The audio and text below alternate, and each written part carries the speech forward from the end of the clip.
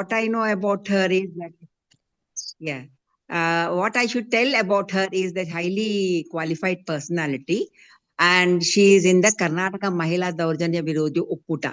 That's why I came across her. ನಾನು ಅವರನ್ನ ಅಲ್ಲಿ ಭೇಟಿ ಮಾಡಿದ್ದು. ಹಾಗಾಗಿ ನನಗೆ ನಿಜವಾಗ್ಲೂ ಅವ್ರ ಬಗ್ಗೆ ಎಷ್ಟಿದೆ ಅಂದ್ರೆ, ನಮ್ಮ ಕರ್ನಾಟಕ ಮಹಿಳಾ ದೌರ್ಜನ್ಯ ವಿರೋಧಿ ಒಕ್ಕೂಟ ಹೇಗಿದೆ ಅಂದ್ರೆ, ನಾವು ಒಂದು ನಮ್ದೊಂದು ಫುಲ್ ಪ್ರೋಗ್ರಾಮ್ ಇದೆ ಅದ್ರದ್ದು, ಹೇಗೆ ನಾವು ನಡ್ಸ್ಕೊಂಡ್ ಬರ್ತೀವಿ ಅಂತ. ಅದ್ರಲ್ಲಿ ಒಂದಿದೆ ಏನಂದ್ರೆ, ನಮಗೆ ಯುದ್ಧ ಬೇಡ ಶಾಂತಿ ಬೇಕು ಅಂತ. ಯುದ್ಧ ಬೇಡ ಶಾಂತಿ ಬೇಕು ಅಂತ. ಹಾಗಾಗಿ ನಾವು ಶಾಂತಿಗಾಗಿನೇ ಪ್ರಯತ್ನ ಪಡ್ತೀವಿ. ನಮ್ಮ ಇಡೀ ಮಹಿಳಾ ದೌರ್ಜನ್ಯ ವಿರೋಧಿ ಹೇಳುವಾಗ ನಾವು ದೌರ್ಜನ್ಯದ ಬಗ್ಗೆನೇ ಮಾತಾಡ್ತೀವಿ. ನಮ್ಮ ಮೇಲೆ ಆಗೋ ದೌರ್ಜನ್ಯಗಳ ಬಗ್ಗೆ ಹೆಚ್ಚು ಮಾತಾಡ್ತೀವಿ. ಈ ಒಂದು ಪ್ಯಾಟ್ರಿಯಾರ್ಕಲ್ ಸಿಸ್ಟಮ್ ಅಥವಾ ಈ ಜಾತಿ ವ್ಯವಸ್ಥೆಯೊಳಗೆ ದೌರ್ಜನ್ಯವೇ ಮೂಲ ಆಗಿರುತ್ತೆ. ಆದ್ರೂ ನಾವೇನ್ ಹೇಳ್ತೀವಿ, ಯುದ್ಧ ಬೇಡ ಶಾಂತಿ ಬೇಕು ಅಂತ. ನನ್ಗೆ ಯಾವಾಗ ಅವ್ರದ್ದು ಒಂದು ಇದು ಬಂತು, ಇದರಲ್ಲಿ ಪ್ರಜಾವಾಣಿನಲ್ಲಿ ಅವ್ರದ್ದೊಂದು ಆರ್ಟಿಕಲ್ ಬಂತು, ಇದೇ ಟೈಟಲ್ ಅದ್ರದ್ದು. ಅಲ್ಲಿ ನಂಗನ್ಸ್ತು, ಖುಷಿ ಆಯ್ತು. ಯಾಕಂದ್ರೆ ನಂಗೆ ಒಂಥರ ಇದು ರಿವಿಲೇಷನ್ ಅಂತ ಹೇಳ್ತೀವಲ್ಲ, ಒಂಥರ ಎಲ್ಲೋ ಒಂದು ನಕ್ಷತ್ರ ಚಕ್ ಅಂತ. ಹೌದಲ್ಲ, ನಾವ್ ಯಾಕೆ ಯುದ್ಧ ಬೇಡ ಶಾಂತಿ ಬೇಕು ಅಂತ ಅದನ್ನೇ ಇಲ್ಲಿ ಹೇಳ್ತಾ ಇದ್ದೀವಿ. ನಾವ್ ಯಾವತ್ತೂ ಕೂಡ ನಮ್ಮ ಮೇಲೆ ಅಷ್ಟು ಹಿಂಸೆ ಆದ್ರೂ ನಾವು ಪ್ರತಿ ಹಿಂಸೆ ಮಾಡೋದಿಲ್ಲ. ಅದ್ರ ಬಗ್ಗೆನೇ ನಾವು ಮಾತಾಡ್ತೀವಿ ಇವತ್ತು. And she is the right person for that. ಇಷ್ಟ ಹೇಳ್ತಾ, ಸಬಿತಾ ಅವರೇ, ದಯವಿಟ್ಟು ನಿಮ್ಮ ಪ್ರೆಸೆಂಟೇಶನ್ ನ ಶುರು ಮಾಡಿ. And over to Sabita Bannadi. Yeah, very nice. Thank you, Reti. ಎಲ್ಲ ನಮ್ಮ ಪರಿಚಯದವ್ರೆ ಎಲ್ಲರೂ ಇದೀವಿ. ತುಂಬಾ ಇನ್ಫಾರ್ಮಲ್ ಆಗೇನೆ ಮಾಡ್ಬೋದು ಇದು. ನಿಜ, ನಾವು ಎಲ್ರೂ ಶಾಂತಿಯ ಜಗತ್ತನ್ನ ಸ್ಥಾಪನೆ ಮಾಡೋದ್ರಲ್ಲಿ ನಂಬಿಕೆ ಇಟ್ಕೊಂಡು ಜೊತೆಗೂಡಿ ಕೆಲಸ ಮಾಡ್ತಾ ಇದೀವಿ. ಅಷ್ಟೇ ಭರವಸೆ ಇಟ್ಕೊಂಡು, ಎಷ್ಟೊಂದು ನಿರಾಶಾದಾಯಕವಾದ ಪರಿಸ್ಥಿತಿಗಳು ಮತ್ತೆ ಮತ್ತೆ ಬಂದ್ರು ಆಸೆ ಬಿಡಬಾರ್ದು ಮತ್ತು ದಾರಿ ಬಿಡಬಾರ್ದು ಅನ್ನೋ ಒಂದು ನೆಲೆಯಲ್ಲೇ ಕೆಲಸ ಮಾಡ್ತಾ ಇರೋದು. ಯಾಕಂದ್ರೆ ನಮ್ಗೆ ಸಿಕ್ಕಿರುವ ಎಲ್ಲ ನಿಜವಾದ ಅರ್ಥದಲ್ಲಿ ಬದುಕನ್ನ ಮುನ್ನಡೆಸಬಲ್ಲಂತಹ ಯಾವ ಥಿಯರಿನೇ ಇರ್ಲಿ, ಅವೆಲ್ಲವೂ ಹೇಳೋದು ಇದನ್ನೇ. ಆದ್ರೆ ಇವತ್ತು ನಾವು ಬದುಕ್ತಾ ಇರುವಂತ ಈ ಜಗತ್ನಲ್ಲಿ, ಅದರಲ್ಲೂ ನಮ್ಮ ಭಾರತದಲ್ಲಿ ಎಷ್ಟು ವರ್ಷಗಳ ಕಾಲ ಏನು ಕಟ್ಟಿಕೊಂಡು ಬರಲಾಗ್ತಿದೆ ಆ ಮೌಲ್ಯಗಳನ್ನೇ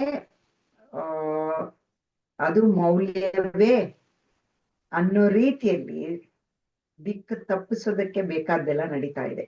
ಅದನ್ನೆಲ್ಲರೂ ನಾವು ನೋಡ್ತಾನೆ ಇದ್ದೀವಿ.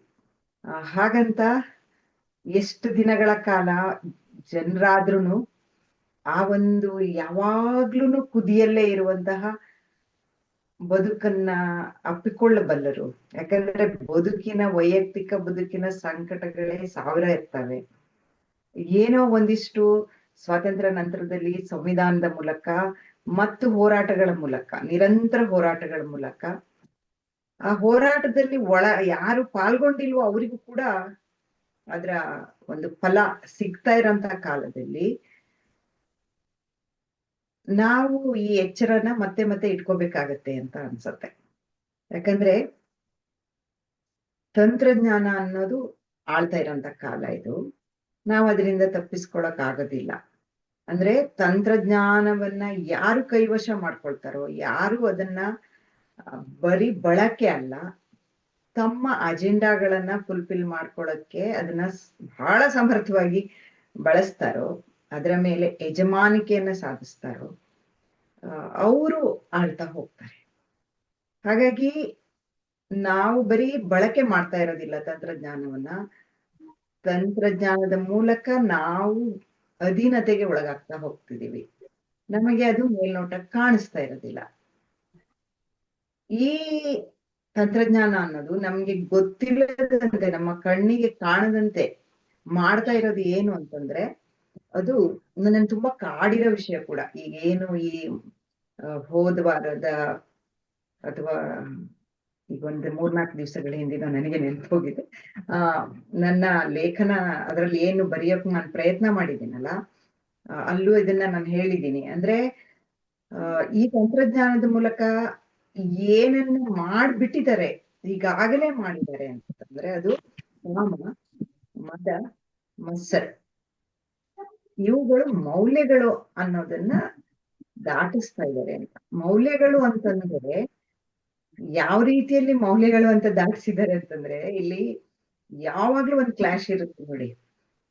ಅವರು ಇವೆಲ್ಲ ಇರೋದು ಸಹಜ ಅಂತ ಗೊಳಿಸ್ತಾರೆ. ಇದೆಲ್ಲ ಇರುತ್ತೆ, ಹೌದು. ಹಾಗಾದ್ರೆ ಕಾಮ ಅನ್ನೋದನ್ನ ರಿಜೆಕ್ಟ್ ಮಾಡ್ತಿದ್ದೀರಾ ಅಂತ ನಿಮ್ಗೆ ಸಡನ್ ಅನ್ಸ್ಬೋದು. ನಾನು ಹೇಳ್ತಿರೋದು, ಕಾಮವನ್ನ ಪ್ರತಿಬಿಂಬಿಸುವ ರೀತಿ ಇದೆಯಲ್ಲ, ಅದನ್ನ ಅದ್ರೊಳಗಡೆ ಒಂದು ಕ್ರೌರ್ಯವನ್ನ ತುಂಬಿಸ್ಬಿಡೋದು. ಕಾಮ ಅನ್ನೋದು ಎಲ್ಲ ಜೀವಿಗಳಿಗೆ ಅತ್ಯಂತ ಸಹಜವಾಗಿರುವಂತದ್ದು. ಅದರಲ್ಲೊಂದು ಚಲುವನ್ನ, ಸೊಬಗನ್ನ, ಆನಂದವನ್ನ, ಪರಸ್ಪರತೆಯನ್ನ ನೋಡ್ಬೇಕು ಅಂತ ನಮ್ಗೆ ಮತ್ತೆ ನಮ್ ಕವಿಗಳು ಅದನ್ನ ತುಂಬಾ ರೊಮ್ಯಾಂಟಿಸೈಸ್ ಮಾಡಿ ಹೇಳಿದ್ದಾರೆ. ಆ ರೊಮ್ಯಾಂಟಿಸೈಸ್ ಮಾಡಿ ಹೇಳೋದ್ರಲ್ಲಿ ಅದು ಸತ್ಯನೋ, ಅದು ಆದರ್ಶನೋ ಅನ್ನೋ ಪ್ರಶ್ನೆಯನ್ನು ಬದಿಗಿಡೋಣ. ಆದ್ರೆ ಅದ್ರೊಳಗೆ ಕ್ರೌರ್ಯ ಇರಬಾರ್ದು ಅನ್ನೋದೊಂದು ಅಂಶ ಇದೆಯಲ್ಲ, ಅದು ತುಂಬಾ ಮುಖ್ಯ. ಅದೇ ನೀವು ಯಾವಾಗ ಈ ಕಾಮನ್ ಜೊತೆಗೆ ಕ್ರೌರ್ಯವನ್ನ ಮಿಳಿತ ಮಾಡ್ಬಿಡ್ತೀರೋ, ಅದನ್ನ ನಾವು ದಾಟೋದು ತುಂಬಾ ಕಷ್ಟ ಆಗತ್ತೆ. ಅಂದ್ರೆ ಇದೆಲ್ಲ ಸಹಜ, ಹೀಗೆ ಇರೋದು ಅಂತ. ಇದನ್ನ ದಾಟಿಸ್ಬಿಟ್ಟಿರೋದ್ರಿಂದನೇ ಇವತ್ತು ಯಾರದ್ದೋ ಹೋರಾಟಗಳ, ಚಿಂತನೆಗಳ, ಅವರ ಜೀವನ ಇಡೀ ಮುಡಿಪಾಗಿಟ್ಟು ದಾಟಿಸಿರೋ ವಿಚಾರಗಳ ಫಲಾನುಭವಿಗಳಾಗಿದ್ದಾರೆ. ಅದು ಸಂವಿಧಾನ ಇರ್ಬೋದು, ಅದು ಗಾಂಧಿ ಇರ್ಬೋದು, ಅಂಬೇಡ್ಕರ್ ಇರ್ಬೋದು, ಮಾರ್ಕ್ಸ್ ಇರ್ಬೋದು, ನಮ್ಮ ಸಾವಿತ್ರಿಬಾಯಿ ಪುಲೆ ಇರ್ಬೋದು, ಅಕ್ಕ ಇರ್ಬೋದು, ನಮ್ಮ ಜಾನಪದ ಹೆಣ್ಣು ಮಕ್ಕಳಿರ್ಬೋದು, ಅಥವಾ ನಮ್ಮ ಸುತ್ತಮುತ್ತ ಬಾಳಿ ಬದುಕಿದ ಎಲ್ಲ ಕಷ್ಟಗಳನ್ನ ಅವಾಯಿಸ್ಕೊಂಡು ತಮ್ಮ ಮನೆಗೆ, ಮಕ್ಕಳಿಗೆ ಅವ್ರನ್ನ ಓದಿಸ್ಬೇಕು ಅಂತೆಲ್ಲ ಒದ್ದಾಡ್ತಿರೋ ಹೆಣ್ಮಕ್ಳು, ಮತ್ತು ಎಷ್ಟೊಂದು ಜನ ಜವಾಬ್ದಾರಿಯನ್ನ ಹೊತ್ತುಕೊಂಡಂತಹ ತಂದೆಯರು, ಕಷ್ಟಪಟ್ಟು ಬಿಸಿಲು ಬೆಂಕಿಯಲ್ಲಿ ದುಡಿದು ಈ ಕನಸು ನನ್ನ ಮಕ್ಳ ಕಾಲಕ್ಕಾದ್ರೂ, ಮಕ್ಳಿಗಾದ್ರೂ ಸತ್ಯ ಆಗ್ಲಿ ಅಂತ ಒದ್ದಾಡದಂಥವ್ರು, ಇವ್ರೆಲ್ಲರ ಒಂದು ಅವರೆಲ್ಲರ ತ್ಯಾಗಗಳ ಫಲಾನುಭವಿಗಳೇನಿದ್ದಾರೆ, ಅವರು ಅದನ್ನ ಮರೆಯುವ ಹಾಗೆ ಮಾಡ್ತಾ ಇದೆ ಅಂತ. ಇದು ಹೇಗ್ ಮಾಡ್ತಿದೆ ಅಂದ್ರೆ, ಆ ಮೂಲಕ ಅವರೊಳಗೆ ಏನನ್ನು ತುಂಬಿಸ್ತಾ ಇದೆ ಅಂತಂದ್ರೆ ಕ್ರೌರ್ಯವನ್ನ, ಹಿಂಸೆಯನ್ನ, ಇನ್ನೊಬ್ರನ್ನ ಟ್ರೋಲ್ ಪಡೆಗಳಂತೂ ಬಿಡಿ, ಅವರು ಬಹುಶಃ ಸಂಬಳಕ್ಕ ಕೆಲಸ ಮಾಡೋರು ಒಂದಿಷ್ಟು ಜನ ಇದ್ದಾರೆ. ಅವ್ರನ್ನ ಬಿಟ್ಟು ಕೂಡ ಸಾಮಾನ್ಯರನ್ನಿಸಿಕೊಂಡ ಜನರೂ ಕೂಡ ಎಷ್ಟು ಕೆಟ್ಟದಾಗಿ ಒಬ್ಳ ಹೆಣ್ಣು ಮಗಳ ಮೇಲೆ ಪ್ರತಿಕ್ರಿಯಿಸುವಾಗಿರ್ಬೋದು, ಅಥವಾ ಇನ್ಯಾರನೋ ಒಬ್ಬನ್ನ ಹಣಿಬೇಕು ಅಂದಾಗಿರ್ಬೋದು, ಬಳಸೋದೆಲ್ಲವೂ ಕೂಡ ಒಂದು ಪೇಟ್ರಿಯಾರ್ಕಲ್ ಮೈಂಡ್ ಸೆಟ್. ನಾನು ಆಗ್ಲೇ ಹೇಳಿದ್ನಲ್ಲ, ಒಂದ್ ಕಡೆಯಿಂದ ತಂತ್ರಜ್ಞಾನ ಇದನ್ನ ಸಹಜ ಮಾಡೋದು. ನಿನ್ನ ಈ ಎಲ್ಲ ಏನು ಇಷ್ಟೊತ್ತ ತನಕ ನಾನು ಹೇಳಿದ್ದೀನಲ್ಲ, ಕಾಮದ ಬಗ್ಗೆ, ಮದದ ಬಗ್ಗೆ, ಮತ್ಸರದ ಬಗ್ಗೆ, ಅದನ್ನ ಸಹಜಪಡಿಸೋದು. ಇನ್ನೊಂದ್ ಕಡೆಯಿಂದ ತುಂಬಾ ಹಿಂದಿಂದ್ ಹೋಗ್ಬಿಡೋದು. ಅಯ್ಯೋ ತಾಯಿ ಅಂದ್ರೆ ಹೆಂಗಿರ್ಬೇಕು, ಅಯ್ಯೋ ಹೆಂಡತಿ ಅಂದ್ರೆ ಹೆಂಗಿರ್ಬೇಕು, ಮಗಳಂದ್ರೆ ಹೆಂಗಿರ್ಬೇಕು, ಇದನ್ನ ಓಬಿರಾಯನ್ ಕಾಲಕ್ಕೆ ಹೋಗೋದು. ಎರಡು ಎಕ್ಸ್ಟ್ರೀಮ್ಗಳನ್ನ ಜೊತೆಗಿಡ್ತಾ ಇದ್ದಾರೆ. ಸಂಸ್ಕೃತಿ ಹೆಸರಲ್ಲಿ ಒಂದ್ ಕಡೆ ಹಾಗೆ ಮಾಡೋದು, ಆಧುನಿಕತೆ ಹೆಸರಲ್ಲಿ ಒಂದ್ ಕಡೆ ಹೀಗ್ ಮಾಡೋದು. ಸೊ ಈ ಎರಡನ್ನ ಆಚೆಗೆ ನಾವು ಏನು ಬಯಸ್ತಾ ಇದ್ದೀವಿ, ಎಲ್ಲರಿಗಾಗಿ ಬೇಕಾದ ಬದುಕು, ಅದನ್ನ ಅತ್ಯಂತ ವ್ಯವಸ್ಥಿತವಾಗಿ ಅದನ್ನ ನಾಶ ಮಾಡ್ಲಾಗ್ತಾ ಇದೆ. ನಾಶ ಮಾಡೋದು ಹೇಗೆ ಅಂತಂದ್ರೆ, ಯಾರು ಇದರ ಬಗೆಗೆ ಮಾತಾಡ್ತಾರೋ, ಯಾರು ರತಿ ಮೇಡಮ್ ಹೇಳಿದ್ರಲ್ಲ, ನಾವು ಯುದ್ಧ ಬೇಡ ಶಾಂತಿ ಬೇಕು ಅಂತ, ಯಾರು ಶಾಂತಿಯ ಬಗೆಗೆ ಮಾತಾಡ್ತಾರೋ ಅವ್ರನ್ನ ಇವರು ನಮ್ಮನ್ನ ವಿಭಜನೆ ಮಾಡೋರು, ಇವರು ನಮ್ಮನ್ನ ಒಡೆಯುವವರು. ಫೆಮಿನಿಸಂ ಅಂದ್ರೆ, ಫೆಮಿನಿಸ್ಟ್ರು ಅಂದ್ರೆ ಅವ್ರು ಒಡೆಯುವವರು, ಇವರು ನಗರ ನಕ್ಸಲ್ರು ಅಂದ್ರೆ ಸಂಪೂರ್ಣ ವಿರುದ್ಧವಾಗಿ ಹಿಂಸೆಯ ಜೊತೆಗೆ ಇವ್ರನ್ನ ಏನ್ ಮಾಡ್ತಾ ಇದ್ದಾರೆ, ತಗ್ಲಿ ಹಾಕ್ತಾ ಇದ್ದಾರೆ. ಅಂದ್ರೆ ಒಂದು ಮಾಸ್ಗೆ ಯಾವ ರೀತಿ ದಾಟಿಸ್ತಾರೆ ಅಂತಂದ್ರೆ, ಯಾರು ಶಾಂತಿಯ ಬಗ್ಗೆ ಮಾತಾಡ್ತಾರೋ, ಅಹಿಂಸೆಯ ಬಗ್ಗೆ ಮಾತಾಡ್ತಾರೋ, ಅವರು ಹಿಂಸೆಯ ಪರವಾಗಿರುವವರೇನ್ರಿ ಅಂತಲೂ, ಯಾರು ಹಿಂಸೆಯನ್ನೇ ತಮ್ಮ ಬದುಕಿನ ಮೂಲ ಅಸ್ತ್ರವಾಗಿಸಿಕೊಂಡು ಅದನ್ನ ಝಳಪಿಸಿ ಅಧಿಕಾರವನ್ನ ಚಲಾಯಿಸ್ತಿದಾರೋ ಅವ್ರು ಮಾತ್ರ ಮಹಾನ್ ದೇವತೆಗಳು, ಕಾಪಾಡುವವರು, ನಿಮ್ಗೆ ಆಶ್ರಯ ಕೊಡುವವರು, ನಿಮ್ಗೆ ಪಿತಾ ಏನೇನ ಅಂದು ಬಿಂಬಿಸ್ತಾ ಇರುವಂತದ್ದು ಇದೆಯಲ್ಲ ಇದು. ಹಾಗಾಗಿ ನೀವು ಯಾವುದೇ ಒಂದು ಹಿಂದಿನ ಹೋರಾಟಗಳನ್ನ ತಗೊಂಡಾಗ್ಲೂ ಅವರು ಬದಲಾವಣೆಗಾಗಿ ಅಷ್ಟೆಲ್ಲ ಹಿಂಸಾತ್ಮಕವಾಗಿ ಕೆಲಸ ಮಾಡ್ತಾನೆ, ಹಿಂಸೆಯನ್ನ ಎದುರಿಸಿಯೂ ಅನುಭವಿಸಿಯೂ ಶಿಕ್ಷೆಯನ್ನು ಅನುಭವಿಸಿಯೂ ಯಾವತ್ತೂ ಕೂಡ ಪ್ರತಿಜ್ಞೆಯನ್ನ ಅವರು ಮುಂದಕ್ಕೆ ತಂದಿಲ್ಲ ಅನ್ನೋದು. ನನಗೆ ಈ ಲೇಖನ ಬರೆಯೋ ಹೊತ್ತಿಗೆನೆ, ನನಗೆ ಈ ಲೇಖನ ಬರೀ ಒಂದು ತಿಂಗಳಿಂದನೂ ನಾನು ಯೋಚನೆ ಮಾಡ್ತಿದ್ದೆ. ಆದ್ರೆ ಆ ಒಂದು ತಿಂಗಳಲ್ಲಿ ಎಷ್ಟೆಷ್ಟೋ ಬೆಳವಣಿಗೆಗಳಾದವು. ಅದರಲ್ಲಿ ಮುಖ್ಯವಾಗಿ ಯಾವುದು ರಾಜ್ಯ ಚುನಾವಣೆಗಳಾದವು. ಆ ಚುನಾವಣೆಗಳಲ್ಲಿ ವೆಸ್ಟ್ ಬೆಂಗಾಲ್ನಲ್ಲಿ ಏನ್ ಬದಲಾವಣೆ ಆಯ್ತು, ಆಗ ಏನ್ ದಾಳಿಗಳಾದವು, ಆ ದಾಳಿಗಳ ಕುರಿತಾಗಿ ಬಂದಂತಹ ಏನು ಪ್ರತಿಕ್ರಿಯೆಗಳಿದಾವಲ್ಲ, ಏನು ಅವ್ರು ಮಾಡಿರ್ಲಿಲ್ವಾ, ಇವ್ರು ಮಾಡಿರ್ಲಿಲ್ವಾ, ಹಂಗೆ ಆಗ್ಬೇಕು, ಪೂರ್ತಿ ನಾಶ ಮಾಡಿ ನೀಲ್ ಹಾಕಿ, ಇಂಥ ಪ್ರತಿಕ್ರಿಯೆಗಳು ಅದು ಕ್ರಿಯೇಟೆಡ್ ಇರ್ಬೋದು, ಆಲ್ರೆಡಿ ಉತ್ಪಾದನೆ ಮನಸ್ಸುಗಳಲ್ಲಿ ಆಗಿರೋದು ಇರ್ಬೋದು, ಅಥವಾ ಅವರೊಳಗೆ ತುಂಬಿದ್ದು ಅದು ಪ್ರತಿಕ್ರಿಯೆ ರೂಪದಲ್ಲಿ ಬಂದಿರ್ಬೋದು. ಆದ್ರೆ ಯಾರು ಮಾಡಿದ್ರು ತಪ್ಪೆ ಹಿಂಸೆ, ಅವರು ಮಾಡಿದ್ರು, ಇಲ್ಲ ಅಂತ ನಾನು ಹೇಳೋದಿಲ್ಲ. ಅವ್ರಿಗಿಂತ ಹಿಂದೆ ಅಧಿಕಾರದಲ್ಲಿದ್ದ ಕಮ್ಯುನಿಸ್ಟ್ ಪಾರ್ಟಿಗಳ ಮೇಲೆ ಏನು ಯಾವ್ದದು EMC ಎಂತದದು ಮಮತಾ ಬ್ಯಾನರ್ಜಿ ಅವರ ಪಕ್ಷ, ಅದು ಏನ್ ಹಿಂಸೆ ಮಾಡ್ತು. ಈಗ ಇವ್ರ ಪಕ್ಷದ ಮೇಲೆ ಏನ್ BJP ಹಿಂಸೆ ಮಾಡ್ತಾ ಇದೆ, ಎಲ್ಲವೂ ತಪ್ಪೆ. ಆದ್ರೆ ಅದೇ ಸಮಯದಲ್ಲಿ ಎಲ್ಲಿ ತಮಿಳ್ನಾಡಿನಲ್ಲಿ ಒಂದು ಬದಲಾವಣೆ ಆದಾಗ, 60 ವರ್ಷದ ನಂತರದ ಒಂದು ಬದಲಾವಣೆ ಆದಾಗ, ಅಲ್ಲಿ ಒಂದು ಮೆಸೇಜ್ ದಾಟಿಸಿದ್ದು ನನಗೆ ತುಂಬಾ ಇಷ್ಟ ಆಯ್ತು. ಅದು ಏನು ಅಂದ್ರೆ, ಸೋತವರ ಮನೆಗೆ ಹೋಗಿ, ವಿರೋಧ ಪಕ್ಷ ಆಗಿರುವ ಈಗಿನ ವಿರೋಧ ಪಕ್ಷದವರ ಮನೆಗೆ ಹೋಗಿ ಎಲ್ಲ ಲೀಡರ್ಸ್ ಅನ್ನ ಕೈ ಕುಲುಕಿ ಮಾತಾಡ್ಕೊಂಡು ಬಂದಿರೋದು. ಇದು ಒಂದು ಒಳ್ಳೆಯ ಒಂದು ಲಕ್ಷಣ, ಒಂದು ಸೂಚನೆ. ಮುಂದೆ ನೀವು ಏನ್ ಮಾಡ್ತಿರೋ, ಇಲೆಕ್ಷನ್ ಟೈಮಲ್ಲಿ ಏನ್ ಹೊಡೆದಾಟ ಮಾಡ್ಕೊಂತಿರೋ ಗೊತ್ತಿಲ್ಲ. ಆದ್ರೆ ನಾವು ಗೆದ್ದಿದ್ದು ಇನ್ನೊಬ್ರನ್ನ ಹಿಂಸೆ ಮಾಡಕ್ಕಾಗಲ್ಲ, ಅಥವಾ ಇನ್ನೊಬ್ರ ಮೇಲೆ ಸೇಡು ತೀರ್ಸ್ಕೊಡೋದಕ್ಕಲ್ಲ. ಬದಲಿಗೆ ನಮ್ಗೊಂದು ಅವಕಾಶ ಸಿಕ್ಕಿದೆ, ಜನರಿಗೆ ಇನ್ನಷ್ಟು ಏನನ್ನು ಒಳ್ಳೇದನ್ನ ಮಾಡಬಹುದು. ಇನ್ನೂ ಒಂದು ಸ್ಟೇಟ್ಮೆಂಟ್ ಬಹಳ ಮುಖ್ಯವಾದ ತಮಿಳ್ನಾಡಲ್ಲಿ ಬಂದಿದ್ದು, ನಮ್ಗೆ ವೋಟ್ ಹಾಕದವರು ಹಾಕದೇ ಇರೋರು ಅಂತ ನಾವು ಯಾವ ಭೇದ ಮಾಡದೆ ಎಲ್ಲ ಜನರನ್ನು ಒಂದೇ ರೀತಿ ನೋಡ್ತೀವಿ. ಇವ್ಯಾವ್ದು ಹೊಸದಲ್ಲ, ಇದೆಲ್ಲ ಹಳೆ ಮೌಲ್ಯಗಳು. ಆದ್ರೆ ಇವತ್ತು ಇಂಥ ಮಾತುಗಳಿಗಾಗಿ ನಾವು ಬಾಯಾರು ಹಾಗಾಗಿದೆ. ಯಾಕಂದ್ರೆ ನಮ್ಗೆ ವೋಟ್ ಹಾಕ್ದಿದ್ದವ್ರನ್ನೆಲ್ಲ ನಾವು ಏನ್ ಮಾಡ್ಬೇಕು ಅದನ್ನ ಮಾಡ್ತೀವಿ ಅನ್ನುವಂತಹ ಒಂದು ಮೆಸೇಜ್ ಬರೋತ್ತಿಗೆ, ಯಾರು ಒಮ್ಮೆ ಒಂದು ಸರ್ಕಾರ ಅಂತ ಅದು ಆದ್ಮೇಲೆ ತಮ್ಮ ಗುರುತನ್ನ ಸರ್ಕಾರದ ಗುರುತಾಗಿ ಮಾತ್ರ ಬಿಂಬಿಸ್ಕೊಳ್ಳೋದ್ ಬಿಟ್ಟು ಪಕ್ಷದ ಗುರುತುಗಳಾಗಿ ಬಿಂಬಿಸ್ಕೊಳ್ಳೋದನ್ನ ನಾರ್ಮಲೈಸ್ ಮಾಡ್ಲಾಗಿದೆಯೋ, ಈ ಎಲ್ಲದು ನಾನು ಏನ್ ಹೇಳಕ್ ಹೋಗ್ತಾ ಇದ್ದೀನಿ ಅಂತಂದ್ರೆ, ಈ 1 ತಿಂಗಳಲ್ಲಿ ಈ ಬೆಳವಣಿಗೆಗಳು ಆಯ್ತು. ಇವೆಲ್ಲವೂ ನನ್ನನ್ನು ಕಾಡಿದೆ ಅಂತ.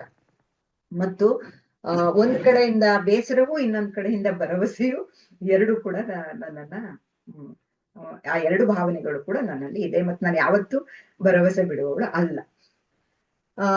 ನೋಡಿ, ಈ ರೀತಿ ಮೌಲ್ಯೀಕರಿಸೋದಿದೆಯಲ್ಲ, ಅಪಮೌಲ್ಯವನ್ನ ಮೌಲ್ಯ ಮಾಡೋದಿದೆಯಲ್ಲ, ಇದು ಎಲ್ಲ ಹಿಂಸೆಯ ಮೂಲ ಬೇರು ಕೂಡ ಹೌದಿದು. ಅಂದ್ರೆ ಎಲ್ಲ ಹಿಂಸೆಯ ಆಳದಲ್ಲಿರೋದೇನು? ಯಜಮಾನಿಕೆ. ಯಾವ್ದದು ಯಾಜಮಾನ್ಯ? ಅದು ಜಾತಿಯ ಆಗಿರ್ಬೋದು, ವರ್ಗ ಆಗಿರ್ಬೋದು, ಲಿಂಗಾಧಾರಿತ ಆಗಿರ್ಬೋದು. ಈ ಯಾಜಮಾನ್ಯದವನ್ನೇ ಮೌಲ್ಯವನ್ನ ಅಂತ ಆಹ್ವಾನಿಸ್ಕೊಂಡಂತಹ ಯಾವುದೇ ಜಾತಿ, ಯಾವುದೇ ವರ್ಗ, ಯಾವುದೇ ಲಿಂಗ, ಅವು ಪಶ್ಚಾತ್ತಾಪ ಇಲ್ಲದೆ, ಆ ಎಗ್ಗಿಲ್ದೆ ಹಿಂಸೆಯನ್ನ ಬಳಸ್ತಾರೆ. ಹಾಗಾಗಿ ಇಲ್ಲಿ ಒಂದು ಉದಾಹರಣೆಯಾಗಿ ನಾನು ತಗೊಂಡಲ್ಲ ಲೇಖನದಲ್ಲಿ, ಆ ಬೆಂಗಳೂರಿನಲ್ಲಿ ನಡೆದಂತ ಘಟನೆ. ಆ ಹೆಣ್ಮಗಳು ತಾನು ಪ್ರೀತಿಸುವ ಒಬ್ಬ ವ್ಯಕ್ತಿಯನ್ನ ತನ್ನ ಕೈ ತಪ್ಪಿ ಹೋಗ್ತಾನೆ ಅನ್ನುವ ಆತಂಕದಲ್ಲೋ ಮತ್ತೆಂಥದ್ರಲ್ಲೋ, ಅದ್ರ ಮೇಲಿನ ಸಿಟ್ಟಿನಲ್ಲೋ, ಒಂದ್ರ ಸೇಡಿನ ಭಾವನೆಯಿಂದಲೋ ಅಥವಾ ಹತಾಶೆಯಿಂದ ಅವಳು ಸುಡ್ತಾಳಲ್ಲ, ಅದು ನನ್ನನ್ನ ಆ ಘಟನೆ ಆ ದಿವಸದಿಂದ ನನ್ನ ಕಾಡಿದೆ. ಯಾಕೆ ಕಾಡಿದೆ ಅಂದ್ರೆ ಒಬ್ಳು ಹೆಣ್ಮಗಳು ಹಿಂಗ್ ಮಾಡಿದ್ಲಲ್ಲ ಅಂತ ಅಲ್ಲ, ಮನುಷ್ಯರು ಹಿಂಗ ಆಗ್ತಾರಲ್ಲ ಅಂತ. ಯಾಕಂದ್ರೆ ಹೆಣ್ಮಗಳು ಹಿಂಗ ಆಗ್ಬಹುದು, ದಮನಿತ, ದಲಿತ ಅಥವಾ ಶ್ರೇಣೀಕರಣದಲ್ಲಿ ಕೊಟ್ಟ ಕೊನೆಯಲ್ಲಿರುವವರು ಹಿಂಗ ಆಗ್ಬಹುದು. ಯಾವಾಗ ಅವ್ರು ಯಾಜಮಾನ್ಯವನ್ನ ಮೌಲ್ಯವಾಗಿಸ್ಕೊಳ್ತಾರೋ ಆಗ. ಅದ್ ಆಗ್ಬಾರ್ದು ಅಂದ್ರೆ ಅವ್ರು ಮಾತ್ರ ಆಗ್ಬಾರ್ದು, ಇವ್ರು ಮಾತ್ರ ಆಗ್ಬಹುದು ಅಂತ ನಾವು ಯಾವ್ದಕ್ಕೂ ರಿಯಾಯಿತಿ ಕೊಡಕ್ಕಾಗಲ್ವಲ್ಲ. ಮೇಲ್ಜಾತಿಯವ್ರು ಮಾಡಿದ್ರೆ ಅದ್ ಸಹಜ, ಇವ್ ಕೆಳಜಾತಿಯವರು ಹಿಂಗ್ ಮಾಡ್ಬಿಟ್ರ, ಗಂಡಸರು ಮಾಡಿದ್ರೆ ಅದು ಸಹಜ, ಅಯ್ಯೋ ಹೆಂಗಸರು ಹಿಂಗ್ ಮಾಡಿದ್ರ ಅನ್ನೋದು ಅರ್ಥಹೀನ ಮಾತುಗಳು. ಹಾಗಾಗಿ ಈಗ ಅವ್ರಿಗೇನಾಗುತ್ತೆ ಅಂತಂದ್ರೆ, ಇದು ಯಾಕೆ ಅವರಲ್ಲಿ ಈ ಭಾವನೆಗಳು ಅತ್ಯಂತ ಹೀಗ್ ಬರೋಕ್ ಕಾರಣ ಯಾವುದು? ಇದು ಅವರಿಗೆ ಹೀಗೂ ಮಾಡಬಹುದು ನಮ್ಗೆ ಅಂತ ಅನ್ಸು ಹಾಗೆ ಆಗಿದೆಯೇನು? ಅವ್ರಿ ಇದು ಯಾವಾಗಿಂದ ನೀವು ಸ್ವಲ್ಪ ಇದ್ ಮಾಡಿದ್ರೆ ನೋಡಿ, ತಮ್ಮವರಲ್ಲದವರ ಮೇಲಿನ ಕ್ರೌರ್ಯ, ಕೊಲೆ, ಅವ್ರನ್ನ ಅಲ್ಲಾಡಿಸದೆ ಬದಲಿಗೆ ಸಂಭ್ರಮಿಸೋ ಒಂದು ಪ್ರಕ್ರಿಯೆ ತುಂಬಾ ಮುನ್ನೆಲೆಗೆ ಡಾಳಾಗಿ, ಹಿಂಜರಿಕೆ ಇಲ್ಲದೆ ಓಪನ್ ಆಗಿ ಕಾಣಿಸ್ಕೊಳಕ್ ಶುರುವಾಗಿದ್ದು ಈಗ ಒಂದ್ 15 ವರ್ಷ ಆಯ್ತು. ಅದಕ್ಕೂ ಹಿಂದೆ ಇತ್ತೇನೋ, ಆದ್ರೆ ಎದ್ರಿಗೆ ಹೇಳ್ಕೊಳಕ್ಕಾದ್ರೂ ಹಿಂಜರಿತಿದ್ರೇನೋ ಸ್ವಾತಂತ್ರ್ಯ ನಂತರದ ಅನೇಕ ಬದಲಾವಣೆಗಳ ನಂತರದಲ್ಲಿ. ಆದ್ರೆ ಫೇಸ್ಬುಕ್ ಅನ್ನೋದು ಯಾವಾಗ ನಮ್ಗೆ ಬಂತೋ ಆವಾಗ ನಮ್ಗೆ ಅರೆರೆ ನಾವು ಅಂದ್ಕೊಂಡಂಗಿಲ್ಲ ಅನ್ನೋದನ್ನೆಲ್ಲ ಕಾಣ್ಸಕ್ ಶುರು ಮಾಡ್ತಾರೆ. ನನಗೆ ವೈಯಕ್ತಿಕವಾಗಿ ಇದು ಅನುಭವಕ್ಕೆ ಬಂದಿದೆ. ಯಾಕಂದ್ರೆ ನಾವು ಹುಟ್ಟಿ ಬೆಳೆದ ಅವಧಿ ಇದೆಯಲ್ಲ, ಅದು ಒಂಥರ ಉತ್ಕರ್ಷದ ಅಂದ್ರೆ ಬದಲಾವಣೆ ಅನ್ನೋದು ಪಾಸಿಟಿವ್ ಬದಲಾವಣೆ ಕಡೆಗೆ ಹೋಗ್ತಾ ಇದ್ದಂತ ಕಾಲ ಆಗಿತ್ತು. ಆಗ ಆಧುನಿಕತೆ ಅನ್ನೋದೊಂದು ಬಿಡುಗಡೆ ಆದ ಕಾಲ ಆಗಿತ್ತು ನಮ್ಗೆಲ್ಲ. ನಮ್ಗೊಂದು ಎಜುಕೇಶನ್ ಸಿಗೋದು, ನಮ್ಗೊಂದು ಜಾಬ್ ಸಿಗೋದು, ನಾವು ಇಷ್ಟಪಟ್ಟವ್ರನ್ನ ಮದುವೆ ಆಗೋಕ್ಕಾಗೋದು, ಇಂಥ ಪಾಸಿಟಿವ್ ಬದಲಾವಣೆಗಳ ಕಾಲದವ್ರು ನಾವು. ಆದ್ರೆ ನಮ್ಮ ಮಧ್ಯ ವಯಸ್ಸಿಗೆ ಬರೋ ಅಷ್ಟೊತ್ತಿಗಾಗ್ಲೇ ಇದು ನಮ್ಮ ಕಣ್ಣು ಮುಂದೆನೆ ಕಳೆದ 15 ವರ್ಷದಲ್ಲಿ ವೇಗವಾಗಿ ಇನ್ನೊಂದು ಅದರ ಬೆನ್ನು ಈಗ ಮುಖಕ್ಕ ತೋರ್ಸಕ್ ಶುರು ಮಾಡ್ತು ನಮ್ಗೆ. ನನಗೆ ಇದು ಅನುಭವ ಆಗಿದ್ದು ಮೊದಲು ಅನಂತಮೂರ್ತಿ ಸತ್ತಾಗ ಪಟಾಕಿ ಹೊಡೆದಾಗ, ಕಲಬುರ್ಗಿ ಹತ್ಯೆ ಆದಾಗ, ಮತ್ತು ಗೌರಿಯ ಸಾವು. ಗೌರಿ ಸತ್ತಾಗ ನನ್ಗೆ ಈ ಕ್ಷಣನೂ ಅದ್ ನಮ್ಗೆ ಆ ಸುದ್ದಿ ಬಂದ ತಕ್ಷಣನೇ ನಮ್ಗೆ ಏನಾಯ್ತು, ಮೈ ಮೇಲೆ ಯಾರೋ ಬೆಂಕಿ ಸುರಿದಂಗ ಆಗ್ಬಿಡ್ತು. ಏನ್ ಪ್ರತಿಕ್ರಿಯಿಸ್ಬೇಕಂತ ಗೊತ್ತಾಗ್ಲಿಲ್ಲ. ಯಾಕಂದ್ರೆ ಗೌರಿನ ಏನಕ್ಕೆ ಯಾರು ಹತ್ಯೆ ಮಾಡ್ಬೇಕು ಅಂತ. ಆ ಫೇಸ್ಬುಕ್ ಅಲ್ಲಿ ನಾನು ನನ್ನ ಡಿಪಿನ ಕಪ್ಪು ಮಾಡ್ಬಿಟ್ಟು ಅಯ್ಯೋ ಅಂತ ಹಾಕಿದೆ. ಹಾಗೆ ಅಯ್ಯೋ ಅಂತಷ್ಟೇ ಹಾಕಿದ್, ನಾನು ಇನ್ನೇನು ಹಾಕಿರ್ಲಿಲ್ಲ. ತಕ್ಷಣನೇ ಒಂದು ಮೆಸೇಜ್, ಒಬ್ರ ಪ್ರತಿಕ್ರಿಯೆ ಬಂತು. ಏನಾಯ್ತು ಅಂತ ಪ್ರತಿಕ್ರಿಯೆ ಬಂತು. ನಾನು ಗೌರಿ ಹತ್ಯೆ ಆಯ್ತು ಅಂತ ಹಾಕಿದೆ. ತಕ್ಷಣನೇ ಆ ಚಿಕ್ಕಮಗಳೂರ್ ಕಡೆ ಒಬ್ಬ ವ್ಯಕ್ತಿ, ಅವಳು ಹಿಂದೂ ವಿರೋಧಿ ಕಣ್ರಿ ಅಂತ ಬಂತು. ಇದು ನನಗೆ ಮೊದಲ ಬಾರಿಗೆ ನನಗೆ ವೈಯಕ್ತಿಕವಾದ ಅನುಭವ. ಅಂದ್ರೆ ಅವಳು ಸತ್ಲು ಅಂದ್ರೆ ಅವಳು ಹಿಂದೂ ವಿರೋಧಿ ಕಣ್ರಿ ಅಂತ ಎಷ್ಟು ಆರಾಮಾಗಿ ಹೇಳೋದಿದೆಯಲ್ಲ ಒಬ್ಬ ಯುವಕ. ಸೊ ಅಲ್ಲಿಂದ ನಾವು ಬಹುಶಃ ಫೇಸ್ಬುಕ್ ಅಲ್ಲಿ ಎಲ್ಲ ಇಂಥವ್ರನ್ನೆಲ್ಲ ರಿಮೂವ್ ಮಾಡ್ತಾ ನಾವೊಂದ್ ಸೇಫ್ ಝೋನ್ ಹುಡ್ಕೊಂಡು ಏನೋ ಮಾಡ್ಕೊಂಡು ಬರ್ತಾ ಇದೀವಿ. ಪ್ರಶ್ನೆ ಅದಲ್ಲ. ಹೀಗೆ ಸಮರ್ಥನೆ ಮಾಡೋದಕ್ಕೆ ಓಪನ್ ಆಗಿ ಯಾವುದೇ ವ್ಯಕ್ತಿಗೆ ಸಾಧ್ಯ ಆಗಿದ್ದು ಹೇಗೆ? ಎಲ್ಲಿಂದ ಈ ಸಮರ್ಥನೆಗಳನ್ನ, ಹತ್ಯೆಯ ಸಮರ್ಥನೆಗಳನ್ನ ಉಣಿಸಿನ ಹಾಗೆ ಉಣಿಸಿದ್ದು ಎಲ್ಲಿಂದ ಶುರುವಾಗಿದೆ? ಶಾಖೆಗಳಲ್ಲಿ ಗಾಂಧಿ ಹತ್ಯೆಯನ್ನ 50 ವರ್ಷಗಳ ಕಾಲ ಸಮರ್ಥಿಸಿ ತಲೆ ತುಂಬಿಸಿದ್ರು. ಯಾವುದೇ, ಯಾಕಂದ್ರೆ ಗಾಂಧಿ ಹತ್ಯೆಯ ಕಾರಣಕ್ಕೆ ಒಂದು 50 ವರ್ಷ ಅವರಿಗೆ ತಲೆ ಎತ್ತಕ್ಕಾಗಿರ್ಲಿಲ್ಲ. ಆದ್ರೆ ಒಳಗೊಳಗೆ ಇಂಥ ಹತ್ಯೆಯೂ ಎಷ್ಟು ಮುಖ್ಯ ಅನ್ನೋದನ್ನ ತುಂಬಿಸಿದ್ದು ಈಗ ಅದು ಹಿಂದೂ ವಿರೋಧಿ ಇತ್ಯಾದಿ ಮಾತುಗಳ ಮೂಲಕ ಹೊರಗೆ ಬರ್ತಾ ಇದೆ. ಇಂತಹ ಮಾತುಗಳನ್ನ ಕೇಳಿಸಿಕೊಂಡು ಬೆಳೆಯೋ ಮಕ್ಕಳು, ಅದು ಮನೆಯಲ್ಲಿರ್ಬೋದು, ಶಾಲೆಯಲ್ಲಿರ್ಬೋದು, ಟೀಚರ್ಗಳ ಮೂಲಕ ಇರ್ಬೋದು, ಫ್ರೆಂಡ್ಸ್ ಮೂಲಕ ಇರ್ಬೋದು, ಕೊಲೆಯನ್ನ, ಹಿಂಸೆಯನ್ನ ಅತ್ಯಂತ ಸಹಜ ಅಂತ ಸ್ವೀಕರಿಸೋದಿಲ್ವಾ? ನಾವು ಹೇಳ್ತಾ ಇದ್ದೀವಿ ಶರಣರ ಕಾಲದಿಂದ ಕೊಂದವರು ಉಳಿದ್ರ, ತಾಯಿ ಎದೆ ಹಾಲೆ ನಂಚಾಯ್ತಾ ಅಂತೆಲ್ಲ.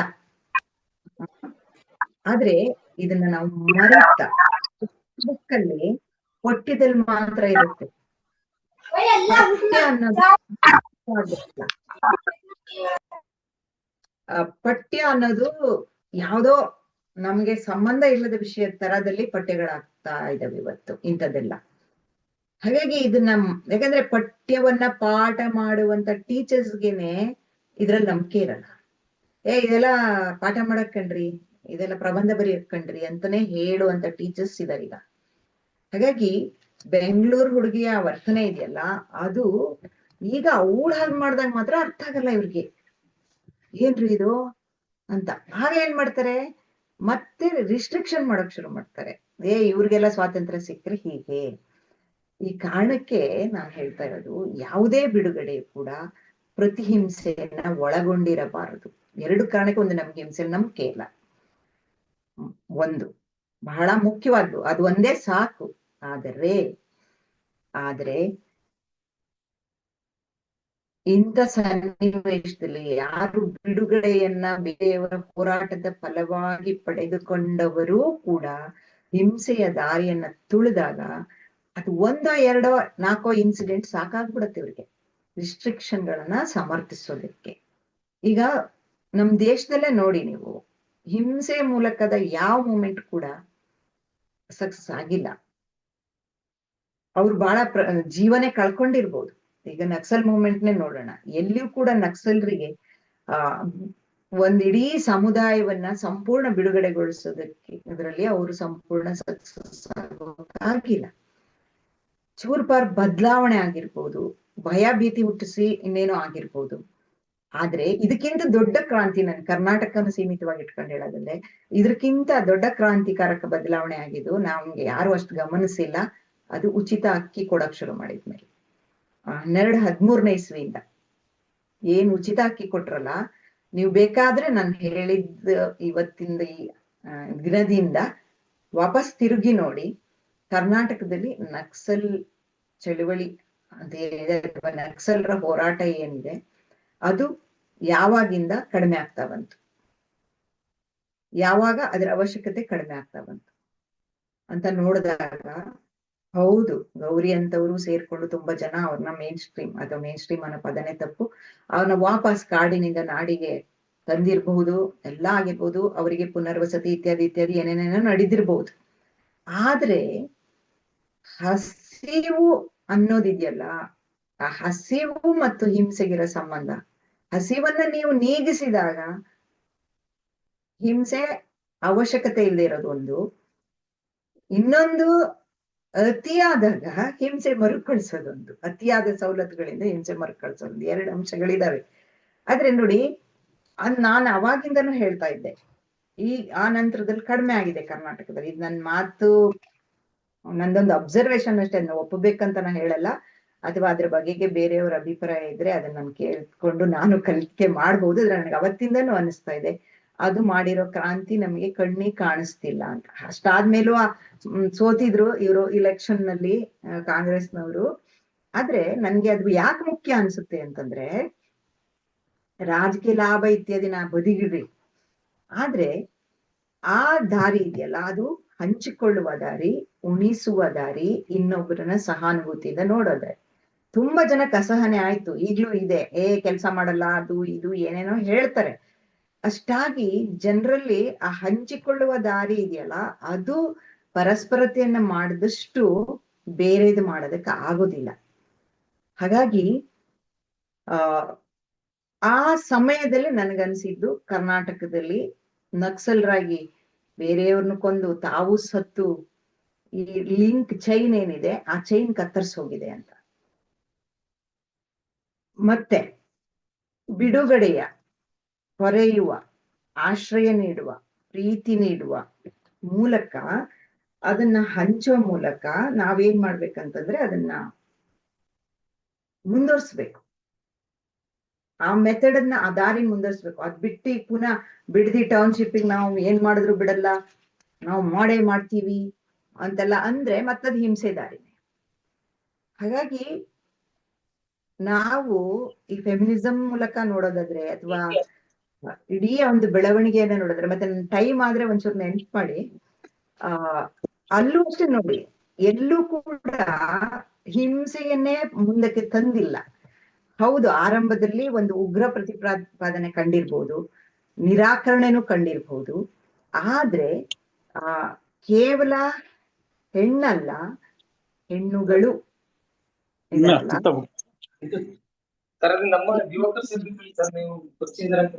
ಲೇಖನದಲ್ಲಿ ರೆಫರ್ ಮಾಡಿರೋ ಇವರು ಯಾರು, ಟಬ್ಮನ್ ಇದ್ದಾಳಲ್ಲ, ಹ್ಯಾರಿಯಟ್ ಟಬ್ಮನ್, ಅವಳಿಗೆ ಆಗ ಫೆಮಿನಿಸಂನ ಪರಿಚಯನೂ ಇರ್ಲಿಲ್ಲ. ಆದ್ರೆ ಅವಳದ್ದು ನಿಜವಾದ, ಅವಳಿಗೆ ಅರಿವಿಲ್ಲದೆ ಇದ್ರು ಕೂಡ ಅದು ನಿಜವಾದ ಒಂದು ಫೆಮಿನಿಸ್ಟ್ ನಿಲುವು ಅವಳದ್ದು. ಅದು ಬರೀ ತಾಯ್ತನ ಅಲ್ಲ, ಅದು ಪ್ರಖರ ರಾಜಕೀಯ ಪ್ರಜ್ಞೆಯಿಂದ ಹುಟ್ಕೊಂಡಿರೋದು. ನನಗೆ ಬರೀ ತಾಯ್ತನದ ಮಾದರಿ ಅನ್ನೋದ್ರಲ್ಲಿ ನನಗೂ ನಂಬಿಕೆ ಇಲ್ಲ. ಯಾಕೆ ಅಂತಂದ್ರೆ ಅಲ್ಲಿ ಮತ್ತೆ ಟ್ರಾಪ್ಗೆ ಬೀಳೋದು. ಹಾಗಾಗಿ ಅದೊಂಥರ ವ್ಯಕ್ತಿಗತವಾಗತ್ತೆ. ಯಾರು ಫೆಮಿನಿಸ್ಟ್ ಆಗ್ತಾರೋ ಅದು ಗಂಡಸರಿರ್ಲಿ ಹೆಂಗಸರ್ಲಿ ಅವರೆಲ್ಲರಲ್ಲೂ ಈ ತಾಯ್ತನ ಅನ್ನೋ ಒಂದ್ ಅಂಶ ಸೇರ್ಕೊಂಡೇ ಇರುತ್ತೆ. ಅದು ಸರ್ಕಾರನೂ ಆಗಿರ್ಬೋದು. ಹಾಗಾಗಿ ಒಂದು ಪ್ರಖರವಾದ ರಾಜಕೀಯ ಪ್ರಜ್ಞೆ ಯಾವುದು ಅಂತಂದ್ರೆ, ಈಗ ನೋಡಿ ಉದಾಹರಣೆ ಕರಿಯರ್ ಅನ್ನ ನಾವು ನೋಡಿದ್ರೆ, ಈಗ ಅಮೆರಿಕ ಮೂಲ ನಿವಾಸಿಗಳನ್ನ ಸಂಪೂರ್ಣ ನಾಶ ಮಾಡ್ತು. ಇದು ಎಲ್ಲಿಂದ ತಕೊಂಡೋಗಿ ಅವ್ರನ್ನ ಹಿಂಸೆ ಕೊಡ್ತು ಕರಿಯರ್ನ, ಆಫ್ರಿಕಾದಿಂದ. ಆದ್ರೆ ಕರಿಯರ್ ಎಲ್ಲೂ ಅದನ್ನ ಪ್ರತಿಹಿಂಸೆಗೆ ಬಳಸ್ಕೊಂಡೇ ಇಲ್ಲ. ಈಗ ದಕ್ಷಿಣ ಆಫ್ರಿಕಾದಲ್ಲಿ ಕರಿಯರು ಬಿಳಿಯರು ಸಮ ಇದ್ದಾರೆ. ಆದ್ರೆ ನೆಲ್ಸನ್ ಮಂಡೇಲಾ ಅಷ್ಟೆಲ್ಲ ವೈಯಕ್ತಿಕವಾಗಿಯೂ ಮತ್ತು ಸಾಮೂಹಿಕವಾಗಿನೂ ಅನುಭವಿಸಿದ ಮೇಲೂ ಕೂಡ ಹಿಂಸೆಯನ್ನ ಅಲ್ಲಿನ ಬಿಳಿಯರ ಮೇಲೆ ಹಿಂಸೆ ಮಾಡ್ಲಿಲ್ಲ. ಮಾಡಿದ್ರೆ ಇವತ್ತು ಹೆಂಗಿರ್ತಿತ್ತು ದಕ್ಷಿಣ ಆಫ್ರಿಕಾ? ಅದು ಬೇಯ್ತಾ ಇರ್ತಿತ್ತು. ಮಣಿಪುರದಲ್ಲಿ ಈಗ ಮೈಥೈ ಮತ್ತೆ ಕುಕಿ ಇದೆಯಲ್ಲ, ಒಂದ್ ಕಡೆ ಆಶ್ಚರ್ಯ ಆಗತ್ತೆ, ಆಘಾತ ಆಗತ್ತೆ. ಯಾಕಂದ್ರೆ ಇಬ್ರೂ ಕೂಡ ಸಂತ್ರಸ್ತರಾಗಿದ್ದವರು. ಆದ್ರೆ ಒಂದು ಸರ್ಕಾರವು ಮಾಡುವ ಒಂದು ತಾರತಮ್ಯದ ನೀತಿ ಇಬ್ಬರು ಸಂತ್ರಸ್ತರನ್ನ ಶತ್ರುಗಳನ್ನಾಗಿಸ್ಬಿಡುತ್ತೆ. ಇದಿದೆಯಲ್ಲ, ಈ ಕಾರಣಕ್ಕೆ ಅಂದ್ರೆ ಸರ್ಕಾರದ ಆ ತಾರತಮ್ಯ ನೀತಿ ಅನ್ನೋದು ಹಿಂಸೆಯ ಮೂಲದಿಂದ ಇರುವಂತದ್ದು. ಅಂದ್ರೆ ಮಣಿಪುರದ್ದು ಬೇರೆ ಅಲ್ಲ, ಪ್ಯಾಲೆಸ್ತೈನ್ ಇಸ್ರೇಲ್ದು ಗಾಜಾದಲ್ಲಿ ಆಗ್ತಿರೋದೇನ್ ಬೇರೆ ಅಲ್ಲ. ಯಾಕಂದ್ರೆ ಇಲ್ಲಿ ಕ್ರಿಶ್ಚಿಯನ್ ಅಲ್ಲಿ ನೋಡಿ, ಹಿಂದೂಗಳು ಏನ್ ಮಾಡ್ತಾರೆ, ಕ್ರಿಶ್ಚಿಯನ್ಸ್ ವಾಸ ಮಾಡುವಲ್ಲಿ ಮನೆ ಮಾಡ್ಬೋದು, ಜಾಗ ಮಾಡ್ಬೋದು ಮಣಿಪುರದಲ್ಲಿ. ಆದ್ರೆ ಕ್ರಿಶ್ಚಿಯನ್ರು ಮಾಡಂತಿಲ್ಲ ಹಿಂದೂಗಳು ವಾಸ ಮಾಡೋಲ್ಲ ಅನ್ನುವ ಒಂದು ನೀತಿಯಿಂದ ಇವತ್ತದು ಕುಲುಮೆ ಆಗಿ, ಯಾವ ಹೆಂಗಸರು ಎಲ್ಲ ಒಟ್ಟಾಗಿ ಏನು ಮಿಲಿಟರಿ ಹಿಂಸಾಚಾರದ ವಿರುದ್ಧ ಹೋರಾಟ ಮಾಡಿದ್ರು, ಬತ್ತಲೆಯಾಗಿ ಹೋರಾಟ ಮಾಡಿದ್ರು, ಇವತ್ತು ಪರಸ್ಪರ ಶತ್ರುಗಳಾಗ್ಬಿಟ್ಟಿದ್ದಾರೆ. ಅಂದ್ರೆ ಇದು ಯಾವಾಗ್ಲೂ ಹಾಗೆ,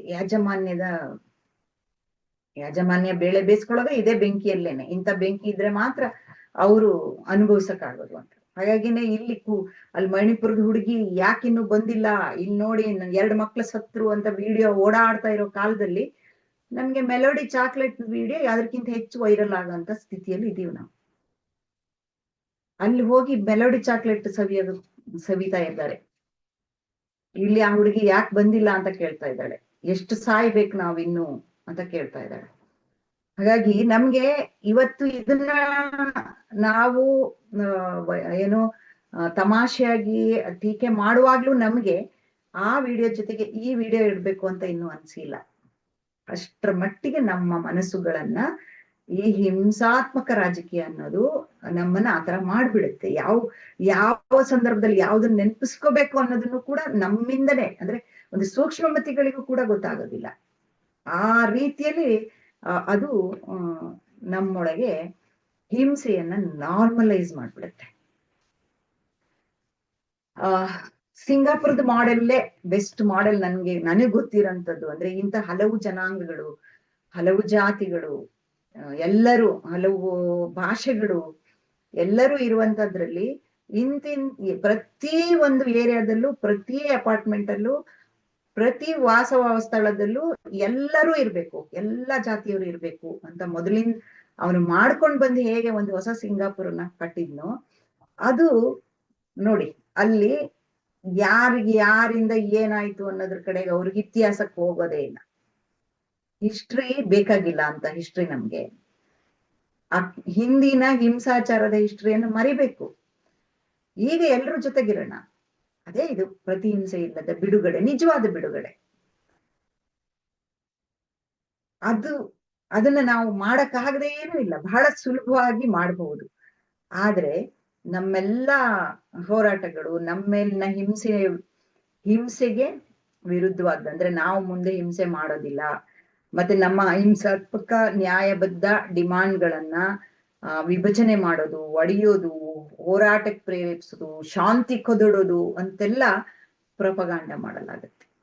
ನಾವೇನು ಯಾವ್ದನ್ನೆಲ್ಲ ಈ ಅಹಿಂಸಾತ್ಮಕವಾದ ನ್ಯಾಯಬದ್ಧವಾದ ಬೇಡಿಕೆಗಳ ಮೂಲಕ ಮುಂದಕ್ಕೆ ಹೋಗ್ತಿದೀವೋ ಅದೆಲ್ಲವನ್ನ ನೋಡಿ. ಈಗ ನಮ್ಗೆ ಎಡಪಂಥ ಬಲಪಂಥ ಅಂತ ನಮಗ್ ಗೊತ್ತಿರುತ್ತೆ, ಏನ್ ಎಡಪಂಥ ಏನ್ ಬಲಪಂಥ. ಅದ್ರ ಬಹುಸಂಖ್ಯಾತರಿಗೆ ಅದ್ ಏನಂತಾನೆ ಗೊತ್ತಿರೋದಿಲ್ಲ. ಅವ್ರಿಗೆ ಏನಂದ್ರೆ ಎಡಪಂಥೀಯರಂದ್ರೆ ಯಾರು ಅಂತಂದ್ರೆ ಇವರೆಲ್ಲ ಹಿಂಸೆನು ಬೆಂಬಲಿಸರು ಅನ್ನೋ ತರನೇ ಅವ್ರ ತಲೆಯಲ್ಲಿ ತುಂಬಿರ್ತಾರೆ. ಆದ್ರೆ ವಾಸ್ತವ ಏನು?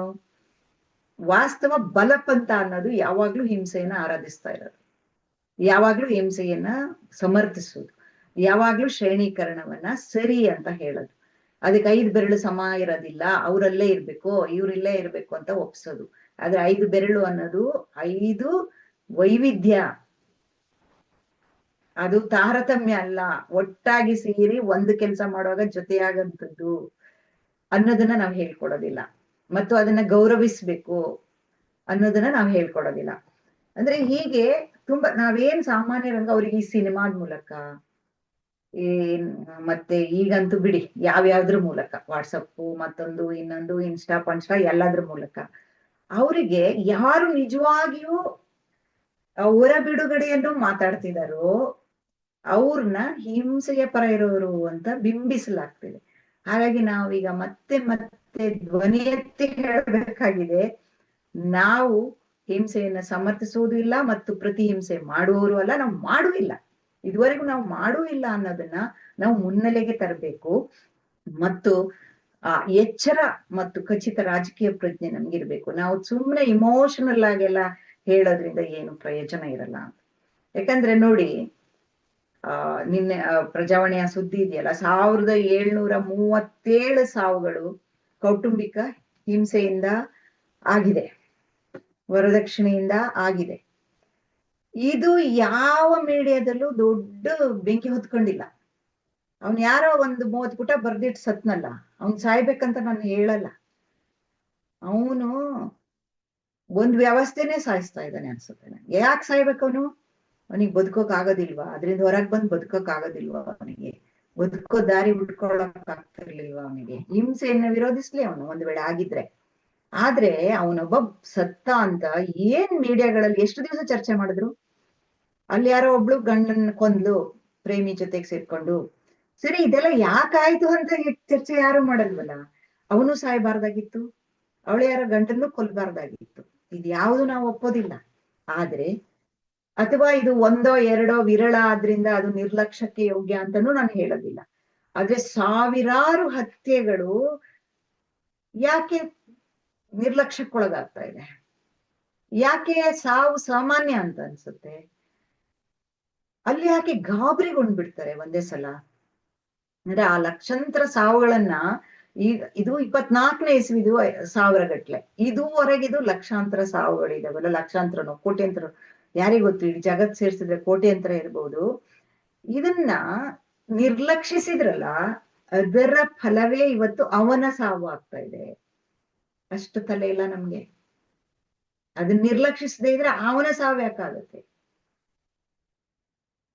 ಹಾಗಾಗಿ ನಮ್ಗೆ ಒಬ್ಳು ಹೆಣ್ಣು ಸತ್ರೆ ಸಾತ್ಲು, ಈಗ ಮುಸ್ಲಿಂ ಸಾತ್ ಅಂತೀವಲ್ಲ, ಯಾವ್ದು ಕರಿಹೈದ ಕುವೆಂಪು ಪದ್ಯ ಇದೆಯಲ್ಲ, ಸತ್ತ. ಹಂಗೆ ಆದ್ರೆ ಅವನು ಯಾರೋ ಒಬ್ಬ ಸತ್ತ, ಇಂಜಿನಿಯರು ಐಟಿಲಿರೋನು, ಅಯ್ಯೋ ಇವನು ಯಾರೋ ಸತ್ತ ಅನ್ಕೂಡ್ಲೆ ಗಾಬರಿ ಅಂದ್ರೆ ಗಾಬರಿ. ತಕ್ಷಣ ಆ ಸಾವುಗಳನ್ನ ಕಾರಣ ಆದವ್ರನ್ನ ಶಿಕ್ಷೆ ಕೊಟ್ಟಿದ್ದಿದ್ರೆ, ಪ್ರತಿ ಜೀವವೂ ಅಮೂಲ್ಯ, ಅದೇ ಮೌಲ್ಯ ಅನ್ನೋದನ್ನ ದಾಟಿಸಿದ್ದಿದ್ರೆ, ಪ್ರೀತಿ ಕೊಡಿ, ಹಿಂಸೆ ಅಲ್ಲ ಅಂತ ಹೇಳಿದಿದ್ರೆ, ಹಿಂಸೆಗೆ ಶಿಕ್ಷೆ ಮತ್ತು ಶಿಕ್ಷಣ ಅಂದ್ರೆ ಶಾಲಾ ಕಾಲೇಜಿನ ಇವಾಗ ಕಿತ್ತೋಗಿರೋ ಶಿಕ್ಷಣ ಅಲ್ಲ, ಬದಲಿಗೆ ಈ ಪ್ರೀತಿಯೇ ಮೌಲ್ಯವಾದ, ಪ್ರತಿಹಿಂಸೆ ಯಾರಿಗೂ ಮುಕ್ತಿಯನ್ನು ಕೊಡೋದಿಲ್ಲ ಅನ್ನುವ, ಪ್ರತಿಯೊಂದು ವ್ಯಕ್ತಿಯ ಜೀವಕ್ಕೂ ಗೌರವ ಕೊಡುವಂತ ಶಿಕ್ಷಣ, ಅವುಗಳ ಮೂಲಕ ನಾವು ಇದನ್ನೆಲ್ಲ ನಿವಾರಿಸ್ಬೇಕು ಅನ್ನೋದನ್ನ ಒಂದು ತತ್ವವಾಗಿ ಬದುಕಿನಲ್ಲಿ ಅಳವಡಿಸ್ಕೊಳಕ್ಕೆ ಸಾಧ್ಯ ಆದ್ರೆ ಅದಕ್ಕಿಂತ ದೊಡ್ಡದು ಏನು ಇಲ್ವೇನೋ, ಅದಕ್ಕಿಂತ ದೊಡ್ಡ ತತ್ವನೂ ಇಲ್ವೇನೋ, ಸಿದ್ಧಾಂತನೂ ಇಲ್ವೇನೋ ಅಂತ ನನ್ಗೆ ಅನ್ಸುತ್ತೆ. ಎಷ್ಟೊತ್ತು ಮಾತಾಡೋದನ್ನ ಗೊತ್ತಿಲ್ಲ, ನಾವು ಚರ್ಚೆ ಮಾಡೋಣ. ಎಲ್ರಿಗೂ ಧನ್ಯವಾದಗಳು.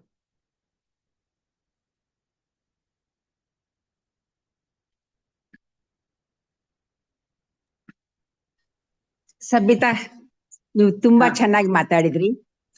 ಇದು ಬಹಳ ಮುಖ್ಯ. ನೀವು ಏನ್ ಮಾತಾಡ್ತಾ ಇದ್ದೀರಲ್ವಾ, ಆ ಪ್ರತಿಹಿಂಸೆ ಅಂತ ಏನು, ಇದು ಹಿಂಸೆ, ಪ್ರತಿಹಿಂಸೆ ಈಸ್ ನಾಟ್ ಎ ಸೊಲ್ಯೂಷನ್ ಅಂತ ನೀವೇನ್ ಹೇಳ್ತಾ ಇದ್ದೀರಲ್ವಾ, ನಿಜವಾಗ್ಲೂ ಆ ಬಿಡುಗಡೆ ದಾರಿನ ಹುಡುಕ್ಬೇಕು ಅಂತ ನೀವು ಹೇಳುವಾಗ, ನೀವು ಏನೆಲ್ಲ ಮಾತಾಡಿದ್ರು ತುಂಬಾನೇ ಚೆನ್ನಾಗಿ ಮಾತಾಡಿದಿರಿ. ನಾನ್ ನಿಮ್ಗೊಂದು ಸಾರಿ ಹೇಳ್ಬೇಕು. ಯಾಕಂದ್ರೆ ಆಕ್ಚುಲಿ ನಾನ್ ನಿಮ್ಮನ್ನ ಇವತ್ತು ಇಂಟ್ರೊಡ್ಯೂಸ್ ಮಾಡ್ಲಿಕ್ಕೆ ಇರ್ಲಿಲ್ಲ, ದಿವಾಕರ್ ಮಾಡ್ಬೇಕಾಗಿತ್ತು. ಬಟ್ ದಿವಾಕರ್ ಅಲ್ಸ ಯಾವ್ದೊಂದು ಸಿಕ್ಕಾಕೊಂಡ್ಬಿಟ್ರು. ನನ್ಗೆ ತುಂಬಾ ಆತ್ಮೀಯರು ಬಂದ್ಬಿಟ್ರು. ಸತ್ಯ ಇದನ್ನ ನಾನು ಮರ್ತೇ ಬಿಟ್ಟೆ. ಆಕ್ಚುಲಿ ಯಾವಾಗ ಮಣಿ ನಂಗೆ ಫೋನ್ ಮಾಡಿದ್ರೆ ಓಡ್ ಬಂದೆ, ಮತ್ತೆ ನಾನೇ ನಿಮ್ಮನ್ನ ಇಂಟ್ರೊಡ್ಯೂಸ್ ಮಾಡ್ಬೇಕು ಅಂತ ಹೇಳುವಾಗ ನಿಜವಾಗ್ಲೂ ಹೇಳ್ತೇನೆ, ಗಾಬರಿಯಲ್ಲಿ ನಿಮ್ಮನ್ನ ನೆಟ್ಟಗೆ ನಾನು ಇಂಟ್ರೊಡ್ಯೂಸ್ ಮಾಡ್ಲಿಲ್ಲ. ಅದಕ್ಕೆ ಸಾರಿ ಹೇಳ್ತಾ, ನಾನ್ ನಿಮ್ಮನಿಗೆ ಕರೆಕ್ಟ್ ಆಗಿ, ಯು ಆರ್ ಎ ಡಾಕ್ಟ್ರೇಟ್, ಕನ್ನಡದಲ್ಲಿ PhD ಮಾಡಿದೀರಾ, ಪ್ರಿನ್ಸಿಪಾಲ್ ಆಗಿ ರಿಟೈರ್ ಆಗಿದ್ದೀರಾ. ಈ ವಿಚಾರ ಹೇಳಿಲ್ಲ. ಪ್ರಶಸ್ತಿಗಳು ಬೇಕಷ್ಟಿದೆ ನಿಮ್ದು. ಶಿವರಾಮ್ ಕಾರಂತ ಅಂಕಣಗಾರ್ತಿ ಎಲ್ರಿಗೂ ಗೊತ್ತು, ಪ್ರಜಾವಾಣಿ ನೋಡಿದ್ಮೇಲೆ ಅಂಕಣಗಾರ್ತಿ ಗೊತ್ತು ನಮ್ಗೆ. ಮತ್ತೆ ಇಷ್ಟೇ ಹೇಳ್ತಾ ನಾನು ಒಂದ್ ಹೇಳ್ತೀನಿ, ನಿಜವಾಗ್ಲು ನನಗೆ ತುಂಬಾ ತಲೆನೋವು. ನೀವು ಆ ಒಂದು ಅಂಕಣ ಓದಿದಾಗ ನಂಗೆ ತಲೆನೋವಾಗಿರುವುದು ಎಲ್ಲಿ ಗೊತ್ತಾ? ನಾವೆಲ್ಲ ಕಮ್ಯುನಿಸಂ ಹೇಳ್ತೀವಿ, ಕಾರ್ಲ್ ಮಾರ್ಕ್ಸ್ ಓದ್ಕೋತೀವಿ, ಎಲ್ಲವೂ ಓದ್ತೀವಿ, ಗಾಂಧಿವಾದನೂ ಹೇಳ್ತೀವಿ, ಗಾಂಧಿ ಅಂತ ಹೇಳ್ತೀವಿ, ಬುದ್ಧ, ಬಸವ, ಯಾರು ಹಿಂಸೆಯನ್ನ ಅವ್ರು ಪ್ರಚೋದಿತ ಮಾಡ್ಲಿಲ್ಲ, ಅವರೆಲ್ಲ ವಿರುದ್ಧ ಇತ್ತು. ಆದ್ರೆ ನಾವೇನ್ ಮಾಡ್ತೀವಿ, ಅವರ ಹೆಸರು ಹೇಳ್ತಾ ಹೇಳ್ತಾ ಹೇಳ್ತಾ ಹೇಳ್ತಾ, ನಂಗೆ ಗೊತ್ತು ಕಮ್ಯುನಿಸ್ಟ್ ಬೇಕಷ್ಟು ಜನ ಇದ್ದಾರೆ, ಕಾಮ್ರೇಡ್ ಕಾಮ್ರೇಡ್ ಕಾಮ್ರೇಡ್ ಹೇಳ್ತಾರೆ. ಕಾಮ್ರೇಡ್ ನ ಅರ್ಥ ನಿಜವಾಗ್ಲೂ ಮನೆಗೆ ಹೋದಾಗ ಅಲ್ಲಿ ಗಂಡ ಆಗ್ಬಿಡ್ತಾನೆ ಅವನು. ನೀವ್ ಹೇಳಿದ್ರಲ್ಲ, ಹೊಡೆಯೋದು normalised, it's nothing great, I can hit anybody ಅಂತ ಗಂಡ ಅನ್ಕೋತಾನೆ, ಅಲ್ಲಿ ಕಾಮ್ರೇಡ್ ಬರಲ್ಲ. ಸೊ ಈ ಒಂದು ನಮ್ದು ದ್ವಂದ್ವ ಇದೆ, ತುಂಬಾ ಇದೆ ನಮ್ಮೊಳಗೆ ದ್ವಂದ್ವಗಳು. ನೀವ್ ಹೇಳಿ ಫೆಮಿನಿಸಂ, ಹೌದು, ನಾವು ಫೆಮಿನಿಸ್ಟ್ ಎಲ್ಲ ಕುತ್ಕೊಂಡು ಯುದ್ಧ ಬೇಡ ಶಾಂತಿ ಬೇಕು ಹೇಳ್ತಾನೆ ಇರ್ತೀವಿ.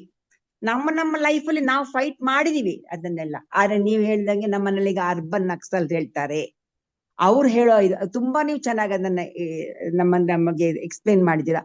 ನಂಗನ್ಸುತ್ತೆ ಈ ವಿಷಯ ನಾವು ತಗೋಬೇಕು.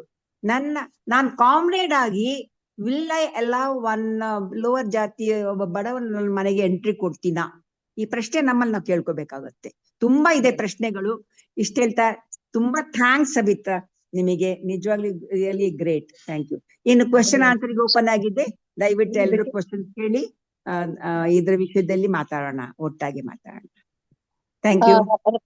ರತಿ ಅಕ್ಕ, ಕ್ವೆಶ್ಚನ್ ಆನ್ಸರ್ ಮುಂಚೆ ಸಪೋಸಿಂಗ್ ನೀವು ಇದು ರೆಕಾರ್ಡಿಂಗ್ ಮಾಡಿದೀರಾ ಇದ್ರದ್ದು? ಹೌದು, ರೆಕಾರ್ಡಿಂಗ್ ಆಗಿದೆ ಅಮ್ಮ, ರೆಕಾರ್ಡಿಂಗ್ ಆಗಿದೆ. ಅಕ್ಕ ಪ್ಲೀಸ್ ಇದನ್ನು ಒಂದು ರೆಕಾರ್ಡಿಂಗ್ ನ ಲಿಂಕ್ ಅನ್ನ ನಂತರ ಹಾಕ್ತೀರಾ ನಮ್ಗೆ? ಹಾಕ್ತೀವಿ, ಖಂಡಿತ ಹಾಕ್ತಾರೆ. Mani is in charge of that, he'll do it. Okay, okay, thank you so much ಅಕ್ಕ. ಯಾ.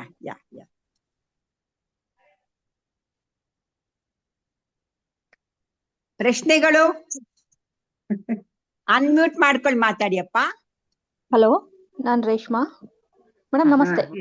ಹೇಳಮ್ಮ. ಮೇಡಮ್, ನೀವು ಹೇಳಿದ ಎಲ್ಲಾ ವಿಚಾರಗಳನ್ನ ತುಂಬಾ ಸರಳವಾಗಿ ಎಲ್ರಿಗೂ ಅರ್ಥ ಆಗಂಗೆ ಮಾಡಿಸಿದ್ದೀರಿ. ಇದಕ್ಕೊಂದು ನಿಮಗೆ ದೊಡ್ಡ ದೀರ್ಘದಂಡ ನಮಸ್ಕಾರಗಳು. ನಿಮ್ಮ ಎಲ್ಲ ಒಂದು ಮೀಟಿಂಗ್ ಅನ್ನ ನೋಡಿದಾಗ ಹೊಸ ಹೊಸ ವಿಚಾರಗಳು, ಹೊಸ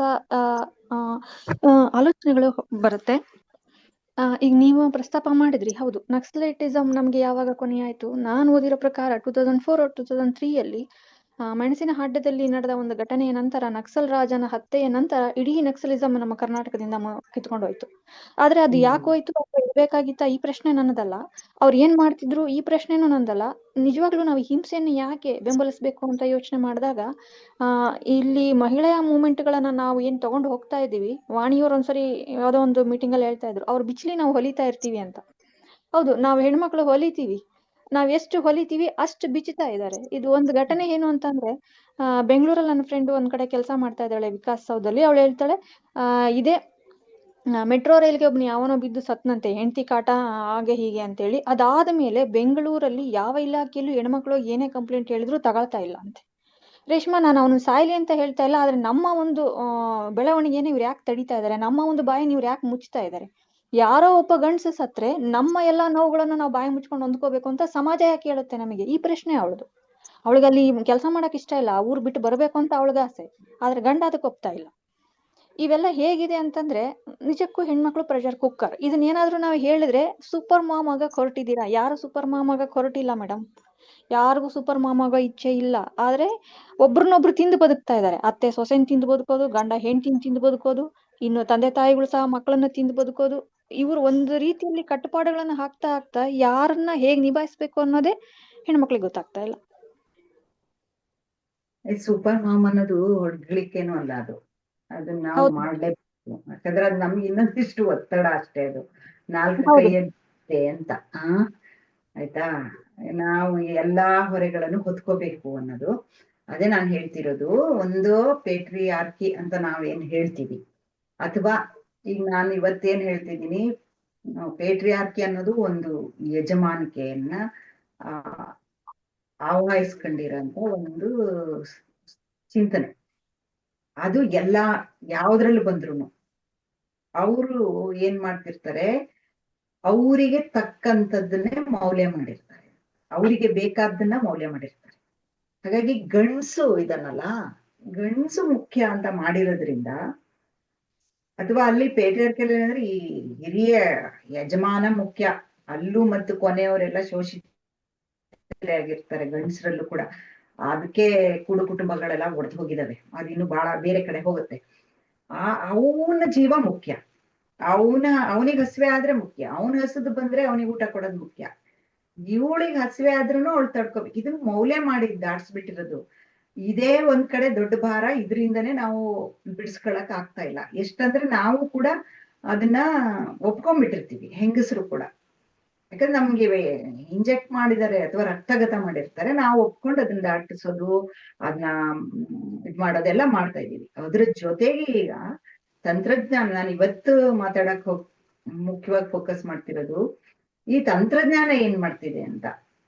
ಈ ತಂತ್ರಜ್ಞಾನದ ಮೂಲಕ ಏನ್ ಮಾಡ್ತಿದ್ದಾರೆ ಅಂದ್ರೆ, ಇವು ಯಾವ್ದನ್ನು ಏನ್ ಮಾಡ್ತಾ ಇಲ್ಲ, ಅವರು ತೆಗಿತಿಲ್ಲ. ಬದಲಿಗೆ ನಮ್ಗೆಲ್ಲಾ ಗೊತ್ತಿದೆ, ಸಿನಿಮಾ, ಧಾರಾವಾಹಿ ಇತ್ಯಾದಿಗಳ ಮೂಲಕ ಮತ್ತೆ ಅದೇ ಹಳೆ ಏನು ತ್ಯಾಗಮಯಿ, ಮತ್ತೊಬ್ಳು ಇನ್ನೊಬ್ಳು, ಒಬ್ಳು ರಾಕ್ಷಸಿ, ಒಬ್ಳು ದೇವತೆ ಮಾಡಿ ನಾವ್ ಎರಡನ್ನೂ ರಿಜೆಕ್ಟ್ ಮಾಡ್ತಾ ಇದೀವಿ. ನಾವು ದೇವತೆನೂ ಅಲ್ಲ ರಾಕ್ಷಸನೂ ಅಂತ ಬಡ್ಕೊಂಡ್ ಸಾಕಾಗೋಗ್ಬಿಟ್ಟಿದೆ. ಮತ್ತೆ ಅದೇ ಬಿಂಬಗಳನ್ನ ಮನೆಯೊಳಗೆ ತರೋದು ಒಂದ್ ಕಡೆ ಮಾಡ್ತಾರೆ. ಇನ್ನೊಂದು ಕಡೆಯಿಂದ ಇದನ್ನ ದಾಟಿದಂತೆ, ಫಾರ್ ಎಕ್ಸಾಂಪಲ್ ಈಗ ನಾವು ಅತ್ಯಾಚಾರದ ವಿರುದ್ಧ ಹೋರಾಟ ಮಾಡ್ತಾನೆ ಬಂದಿದ್ವಿ. ನಿರ್ಭಯಕರಣಕ್ಕೆ ಮಾಧ್ಯಮಗಳು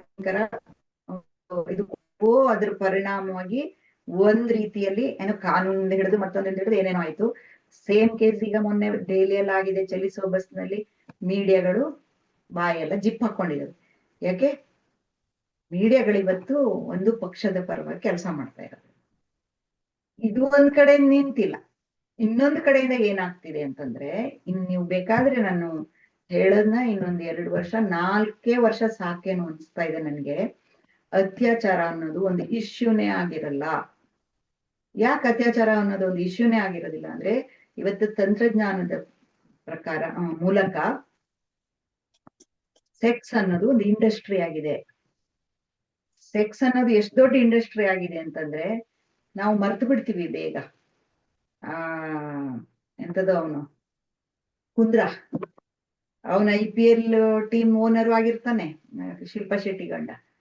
ಅವನು ಸ್ವಲ್ಪ ಮಧ್ಯದಲ್ಲಿ ಜೈಲಿಗೂ ಹಾಕಿದ್ರು. ಅವನು ಎಂತದೋ ಸೆಕ್ಸ್ ವಿಡಿಯೋ ಇದು ಎಂತೆಂತದೋ ಮಾಡ್ತಿದ್ದಾನೆ ಅಂತ ಹೇಳ್ಕೊಂಡು. ಬಟ್ ಅವನ್ ಬಿಡುಗಡೆ ಆಗ್ ಬರ್ತಾನೆ, ಆಮೇಲೆ ಎಲ್ಲಾ ಮರ್ತೋಗುತ್ತೆ. ಅವನೇನದ್ನ ಬಿಟ್ಟಿರ್ತಾನ? ಇಲ್ಲ. ಅಂತದ್ ಎಷ್ಟೋ ಜನ ಮಾಡ್ತಾ ಇದ್ದಾರೆ. ಸೊ ಇದ್ರ ಮೂಲಕ ಇವತ್ತು ಚಿಕ್ಕ ಚಿಕ್ಕ ಚಿಕ್ಕ ಮಕ್ಕಳಿಗೂ ಕೂಡ ನಿನಗೆ ಜೀವನದಲ್ಲಿ ಇನ್ನೇನಿಲ್ಲ, ನೀನ್ ಇದು ಇಷ್ಟಿದ್ರು ಸಾಕ್ ನಿನ್ಗೆ ಅನ್ನೋ ತರ ತಲೆಗೆ ತುಂಬುವುದರ ಮೂಲಕ ಅತ್ಯಾಚಾರ ಅನ್ನೋದ್ರ ಏನ್ ಮಾಡ್ತಾ ಇದ್ದಾರೆ ಅಂದ್ರೆ, ಅತ್ಯಾಚಾರನು ಕೂಡ ತುಂಬಾ ನಾರ್ಮಲೈಸ್ ಮಾಡ್ಬಿಟ್ಟು ಅದು ಅತ್ಯಾಚಾರ ಅಲ್ಲ ಅಂತ ಮಾಡುವಂತ ಎಲ್ಲ ಸಾಧ್ಯತೆ ಇದೆ. ಈಗ ಮ್ಯಾರಿಟಲ್ ರೇಪ್ ಬಗ್ಗೆ ಹೇಳಿದ್ರೆ ನೀವು ಅಂತದೆಲ್ಲ ಪದನೇ ಬಳಸಬಾರ್ದು, ಇದು ನಮ್ಮ ಭಾರತೀಯ ಸಂಸ್ಕೃತಿಗೆ ವಿರುದ್ಧವಾದ್ದು ಅಂತ ಬಾಯಿ ಮುಚ್ಚಿಸ್ತಾರೆ. ಅಲ್ಲಿ ಸಂಸ್ಕೃತಿ ಬಂದ್ಬಿಡತ್ತೆ ಅವರಿಗೆ. ಇಲ್ಲಿ ಏನ್ ಮಾಡ್ತಾ ಇದಾರೆ, ಇದನ್ನ ಒಂದು ಇಂಡಸ್ಟ್ರಿ ಮಾಡಿ ಬಿಸ್ನೆಸ್ ಮಾಡ್ತಾ ಇರ್ತಾರೆ ಬಾಡಿನ, ಆಯ್ತಾ. ಸೊ ಇಂಥದ್ದು ಎಷ್ಟು ಎಲ್ಲಾ ಒಟ್ಟೊಟ್ಟಿಗೆ ನಡೀತಿದೆ ಅಂತಂದ್ರೆ, ನೀ ಹೇಳಿದೆಲ್ಲ ಅವನ್ ಯಾರೋ ಸತ್ತ ಅಂದ್ಕೂಡ್ಲೆ ಇಲ್ಲಿ ಇನ್ಯಾರಿಗೋ ಶಿಕ್ಷೆ, ಹೆಣ್ಮಕ್ಳಿಗೆ ಮತ್ತೆ ಮಾತ್ರ ಅಲ್ಲ, ನಾಳೆ ಜಾಬೇ ಕೊಡದೆ ಇದ್ದಂಗ್ ಮಾಡ್ಬೋದು.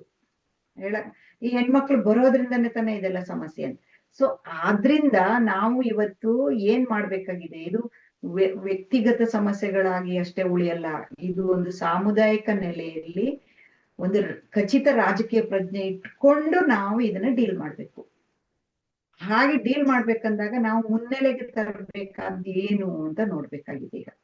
ಈಗ ಇದು ನಮ್ಮ ಹಕ್ಕು, ನಮ್ಗೆ ಯಾರು ಕೊಡ್ಬೇಕಾಗಿಲ್ಲ, ಇದು ನಮ್ಗೆ ಖಚಿತವಾಗಿರ್ಬೇಕು. ನಾವು ಇನ್ನೂ ಅಷ್ಟ್ರು ಮುಂದಕ್ಕೂ ಹೋಗಿಲ್ಲ, ನಾವು ನಿಜವಾಗ್ಲೂ ಹೋಗಿಲ್ಲ. ನಾವು ರಾಜ್ಯಗಳೊಳಗೆ ಇರೋದು, ಇನ್ಕ್ಲೂಡಿಂಗ್ ಮೀ. ನಾನು ಎಷ್ಟೋ ರಾಜ್ಯಗಳನ್ನೇ ಮಾಡ್ಕೊಳ್ತಾ ಇರ್ತೀನಿ ಬದುಕಿನಲ್ಲಿ. ಯಾಕೆ ಅಂತಂದ್ರೆ ನಮಗೆ ಇನ್ನು ಆ ಮೆಟ್ಲೆ ಹತ್ತಕ್ಕೆ ಇನ್ನು ನಮ್ಮ ಸಾಮಾಜಿಕ ವಲಯದಲ್ಲಿ ಇನ್ನು ಸಿದ್ಧತೆನೇ ಆಗಿಲ್ಲ. ನಾನು ಇವತ್ತೊಂದು ಆತ್ಮಚರಿತ್ರೆ ಓದ್ ಮುಗಿಸಿದೆ, ಈಗಷ್ಟೇ ಬರೆದು ಮುಗಿಸಿದವ್ರ ಬಗ್ಗೆ ಒಂದ್ ಸಣ್ಣ ಟಿಪ್ಪಣಿ. ಯಾಕಂದ್ರೆ ಅವರು ಪೂರ್ತಿ ಬಾಯ್ ಬಿಟ್ಟು ಹೇಳ್ತಾ ಇಲ್ಲ ಅನ್ನೋದು ಚೆನ್ನಾಗ್ ಗೊತ್ತಾಗುತ್ತೆ. ಅವ್ರಿಗೆ ನಾವು ಹೇಳಿ ಅಂತ ಹೇಳಕ್ ಆಗಲ್ಲ, ಯಾಕಂದ್ರೆ ಹೇಳೋದು ಒಂದು ಹಿಂಸೆ ಆಗ್ಬಿಟ್ಟಿದೆ ಅವ್ರಿಗೆ. ಈಗ ಹೇಳಿದ ಮೇಲೊಂದು ಹಿಂಸೆ ಆಗುತ್ತೆ. ಹಂಗಾಗಿ ಇದು ಒಂದ್ ಹಂತ ಇರೋದು. ಆದ್ರೆ ನಾವು ಹೋರಾಟ ಮಾಡ್ತಾ ಇದೀವಲ್ವಾ, ನಾವು ಹೋರಾಟ ಮಾಡ್ತಿದೀವಿ. ಎಷ್ಟೋ ಆ ಹೋರಾಟದಿಂದಾಗಿ ಕೊನೆ ಪಕ್ಷ ನಮ್ಗೊಂದು 25% ಸಿಕ್ಕಿದೆ ಅಂತ ಅನ್ಕೊಳ್ಳೋಣ, ಕೆಲವ್ರಿಗೆ 50% ಸಿಕ್ಕಿದೆ ಅನ್ಕೊಳ್ಳೋಣ, ಯಾರಿಗೂ 100% ಸಿಕ್ಕಿಲ್ಲ. ಸಿಕ್ಕಿದವರು ಏನ್ ಮಾಡ್ಬೇಕು ಅದನ್ನು ನಾವು ಇವತ್ತೇ ಯೋಚನೆ ಮಾಡಿ ಇಟ್ಕೋಬೇಕು. ಅದಕ್ಕೆ ಇವತ್ತು ನಾನು ಮಾತಾಡ್ತಿರೋದು. ಬಿಡುಗಡೆ ನಮ್ಗೆ ಇದೆ, ಸಿಗುತ್ತೆ. ನಾವು ಬಿಡುಗಡೆಯ ನಂತರ ಪ್ರತಿ ಹಿಂಸೆಯನ್ನ ಯಾವತ್ತೂ ಕೂಡ ಅದೊಂದ್ ದಾರಿ ಆಗ್ಬಾರ್ದು ನಮ್ಗೆ. ಆದ್ರೆ ನಾವು 100 ವರ್ಷ ಕಷ್ಟಪಟ್ಟು ಮಾಡಿದ್ದು 3 ವರ್ಷದಲ್ಲಿ ಡಮರ ಆಗುತ್ತೆ. ಹಾಗಾಗಿ ಈಗ ಹೆಣ್ಣು ಮಕ್ಕಳು ಕೂಡ ತುಂಬಾ ಈ ವಿಷಯದಲ್ಲಿ ತುಂಬಾ ಕಾನ್ಶಿಯಸ್ ಆಗಿರ್ಬೇಕು. ಹೆಣ್ಮಕ್ಳ ಕಾನ್ಶಿಯಸ್ನೆಸ್ ಮೇಲೆ ದಾಳಿ ಆಗ್ತಾ ಇದೆ. ಎಷ್ಟೋ ಜನ ಯುವತಿಯರಿಗೆ ನಮ್ಮಂತರ ಹತ್ರ ಮಾತಾಡೋಕೆ ಅವರು ಹಿಂಜರಿತಾರೆ, ಭಯ ಅವ್ರಿಗೆ. ಇವ್ರೇನೋ ನಮ್ ತಲೆಯಲ್ಲಿ ತುಂಬಿಟ್ರೆ ಅಂತ. ಆಕ್ಚುಲಿ ಹಂಗೇನಿರಲ್ಲ. ಆದ್ರೆ ಅವ್ರಿಗೇನಂದ್ರೆ ನನ್ಗೆ ಹುಡುಗನ ಜೊತೆ ಮಿಂಗ್ಲಾಗಕ್ಕೆ ಸಮಸ್ಯೆ ಆಗ್ಬೋದು. ತುಂಬಾ ಎಜುಕೇಟೆಡ್ ಇನ್ವರ್ಟೆಡ್ ಕಾಮದಿ ಅವರ ಪ್ರತಿಕ್ರಿಯೆಗಳು ನಾನು ನೋಡಿದೀನಿ. ನಾವು ತುಂಬಾ ಇಷ್ಟಪಡ್ತೀವಪ್ಪ, ನಾವ್ ಯಾರನ್ನಾರು ಇಷ್ಟಪಡ್ಬೇಡ ಅಂತ ಹೇಳಿದೀವ? ಎಷ್ಟು ರಾಂಗ್ ಇಂಟರ್ಪ್ರಿಟೇಷನ್ ಆಗ್ತಿದೆ ಅನ್ನೋದು ಬಗ್ಗೆ ನಾವು ಒಂಚೂರು ಇವತ್ತು ಯೋಚನೆ ಮಾಡ್ಕೊಂಡು ಮುಂದಕ್ಕೆ ಹೋಗ್ಬೇಕಾಗತ್ತೆ ಅಂತ ನನಗೆ ಅನಿಸ್ತಾ ಇರೋದು. ಅಲ್ಲ, ಅವನೇನೋ ಸತ್ತ ಅಂತಂದ್ರೆ ಯಾಕಿರ್ಬಹುದು? ಹಾಗಾದ್ರೆ ಇವಳು ಸತ್ತಾಗ ನಾವು ಹೇಗೆ ಅದೇ ಮೆಸೇಜ್ ಒಬ್ಬ ಹುಡುಗನಿಗೆ ಒಂದ್ ಫ್ಯಾಮಿಲಿಯಲ್ಲಿ ಕೊಟ್ಟಿದೀವಿ, ಹುಡುಗರಿಗೆ ಯಾವ ತರ ಮೆಸೇಜ್ ಕೊಟ್ಕೊಂಡ್ ಬಂದಿದೀವಿ? ಅವಳು ಸತ್ರೆ ಹಾ ಸಾಯ್ತ ಬಿಡು. ಹಾಗಾದ್ರೆ ಅವಳಿಂದ ಅವನ್ ಸತ್ತಾಗ ಅದನ್ನ ಸಾಯ್ತನ್ ಬಿಡು ಅಂತ ನಾವು ಹೇಳ್ಬೇಕಂತ ಹೇಳ್ತಿಲ್ಲ. ಆದ್ರೆ ಹಂಗ ಆಗತ್ತೆ ಅನ್ನೋದು ನಿಮ್ಗೆ ಗೊತ್ತಿರ್ಲಿ ಅಂತ ಹೇಳ್ಬೇಕು ನಾವು. ಇವತ್ತು ಅವಳಿಗಾಗಿ ನಾಳೆ ನಿಮ್ಗಾಗುತ್ತೆ ಅನ್ನೋದನ್ನ ಹೇಳ್ಬೇಕಾಗತ್ತೆ. ಅದಕ್ಕೆ ನಾವು ಸಹೋದರಿತ್ವ ಅಂತ ಬಡ್ಕೊಳ್ತಾ ಇರೋದು. ಹೆಣ್ಮಕ್ಳ ಕೈ ಜೋಡಿಸ್ಬೇಕು. ಮತ್ತು ಹೆಣ್ಣು ಮಕ್ಕಳ ಮಾತ್ರ ಅಲ್ಲ, ಒಳ್ಳೆಯ ಪುರುಷರು ಜೊತೆ ಕೈ ಜೋಡಿಸ್ಬೇಕು.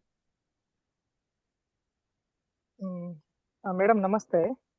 ನಮಸ್ತೆ. ನಾವು ರಾಮ್ಲಿಂಗ್ ಮಾಡಿಗಿರಿ ಅಂತ ಹೇಳಿ ಮೇಡಮ್. ಒಂದ್ ಪ್ರಶ್ನೆ ಇದೆ. ಈಗ ಸಮಾಜದಲ್ಲಿ ಮಹಿಳೆಯರ ಮೇಲೆ ಗೌರವತೆ ಜಾಸ್ತಿ ಆಗ್ಲಿಕ್ಕೆ ತಾಯಿನೂ ಒಂದ್ ಕಡೆಯಿಂದ ಕಾರಣ ಆಗ್ತಾಳ ಅಂತೇಳಿ ನನ್ನೊಂದ್ ಪ್ರಶ್ನೆ ಇದೆ. ಯಾಕೆಂದ್ರೆ ತಾಯಿ ತನ್ನ ಮಗನನ್ನ ಅಂದ್ರೆ ಗಂಡು ಮಗನನ್ನ ಬೆಳೆಸ್ಬೇಕಾದ್ರೆ ಅವಳು ಹೇಳ್ತಾಳೆ ಮಾತಿಗೆ ನೀನ್ ಗಂಡು ಕಣಯ್ಯ, ನೀನ್ ಗಂಡ್ಸ್ ಕಣಯ್ಯ, ನೀನ್ ಏನೇ ಮಾಡು ನೀನೇನ್ ಕೇಳೋದಿಲ್ಲ ನಾವ್ ಅಂತ ಹೇಳಿ.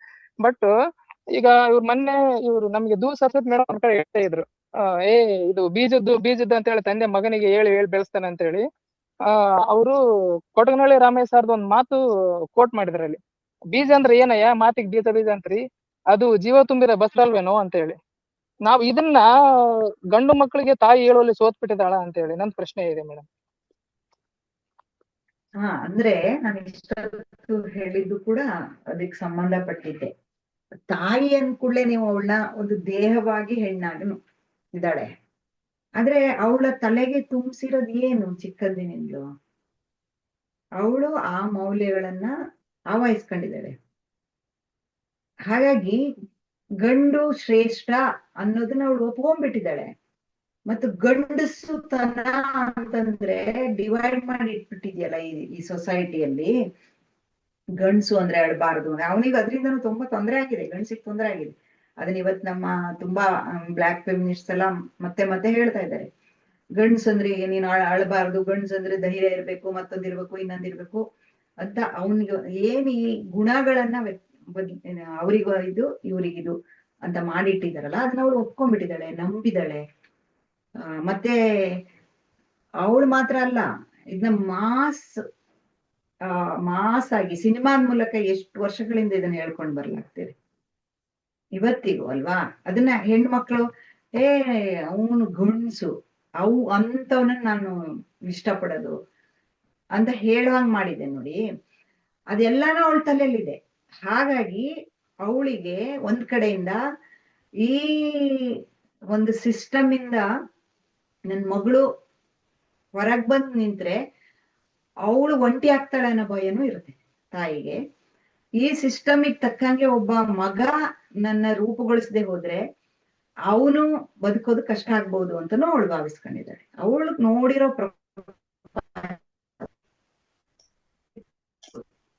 ಆಗಿರೋದೇ ಕಾರಣ ಅಂತ. ತಾಯಿ ಈಗ ಅಯ್ಯೋ ಅವಳು ಅಗಸ್ತ್ಯ ವಿಷಯಕ್ಕೆ ಹೇಳ್ತಾರಲ್ಲ, ಹಿಂಗ್ಸಾಗಿ ಅವಳ ಇನ್ನೊಬ್ಳು ಹೆಂಗಸಿನ ಕಷ್ಟ ತಿಳ್ಕೊಂಡಿಲ್ಲ ಅಂತಾರಲ್ಲ, ನಾನು ಅದನ್ನೇ ಶುರುನಲ್ಲಿ ಹೇಳಿದ್ದು. ಇವೆಲ್ಲವೂ ಕೂಡ ಮೇಲಿನ ಪದರದವು ಅಂತ. ನಮ್ಗೊಂದು ಖಚಿತ ರಾಜಕೀಯ ಪ್ರಜ್ಞೆ ಇದ್ರೆ ನಾವ್ ಈ ತರ ಮಾತಾಡಲ್ಲ. ಯಾಕಂದ್ರೆ ಅಲ್ಲಿ ಹೆಂಗಸಾಗಿ ಅನ್ನೋ ಪ್ರಶ್ನೆನೇ ಇಲ್ಲ, ಗಂಡಸಾಗಿ ಅನ್ನೋ ಪ್ರಶ್ನೆನೇ ಇಲ್ಲ. ಹೆಂಗಸು ಗಂಡಸು ಅನ್ನೋದನ್ನ ಒಡೆದಿಟ್ಟು ಬಿಟ್ಟಿದಾರೆ ಅವರು. ನಾವ್ ಹೇಳ್ತಾ ಇದೀವಿ ಒಡಿಬೇಡ್ರಿ ಅಂತ ಹೇಳ್ತಿದೀವಿ. ಆದ್ರೆ ನಮ್ಗೇನ್ ಹೇಳ್ತಾರೆ, ನಮ್ಮನ್ನೇನಂತಾರೆ, ನೀವು ಒಡೆಯೋರು ಅಂತಾರೆ. ಇದು ಒಂಥರ ವೈರುಧ್ಯ ಅಥವಾ ಇದನ್ನೊಂದು ದುರಂತ ಅಂತ ಹೇಳ್ಬೋದು. ಸೊ ತಾಯಿ ಮಗಳಿಗೆ ಅಥವಾ ಮಗನಿಗೆ ಆತರ ಹೇಳ್ಬಾರ್ದು ಅನ್ನೋದು ಕರೆಕ್ಟ್. ಬಟ್ ತಾಯಿಗೆ ಯಾರು ಹೇಳೋರು? ತಾಯಿಯಲ್ಲಿ ಈ ಪ್ರಜ್ಞೆಯನ್ನ ತುಂಬಿಸ್ಬೇಕಾಗಿದೆಯಲ್ಲ. ಇವತ್ತು ಮಗನೇ ತುಂಬಿಸ್ಬೇಕು. ಒಬ್ಬ ಪ್ರಜ್ಞಾವಂತ ಮಗ ಇದ್ರೆ ಅವನೇ ತುಂಬಿಸ್ಬೇಕಾಗಿದೆ. ಅವಳನ್ನ ಈ ಸಮಾಜದಲ್ಲಿ ಆ ರೀತಿ, ಇದನ್ನೇ ನಾವು ಕಂಡೀಷನಿಂಗ್ ಅಂತ ಹೇಳ್ತೀವಿ. ಅವಳನ್ನ ಆ ರೀತಿ ಮಾಡ್ಲಾಗಿದೆ. ಅವಳು ಅದನ್ನ ಮುಂದುವರಿಸ್ತಾ ಹೋಗ್ತಾಳೆ.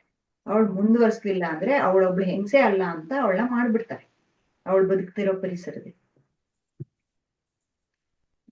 ಮತ್ತೆ ತಾಯಿನ ಒಂದು ವಾಹಕ ಮಾಡ್ಕೊಂಡಿರ್ತಾರೆ.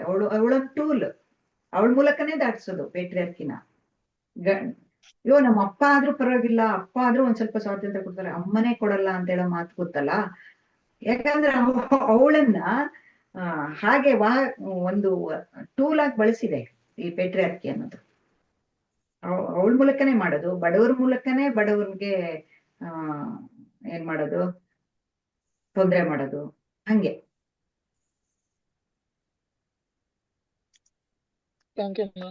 ನಮ್ಗದು ನಿಮ್ದೇನಾರು ಇದ್ರೆ ಹೇಳಿ ಮತ್ತೆ.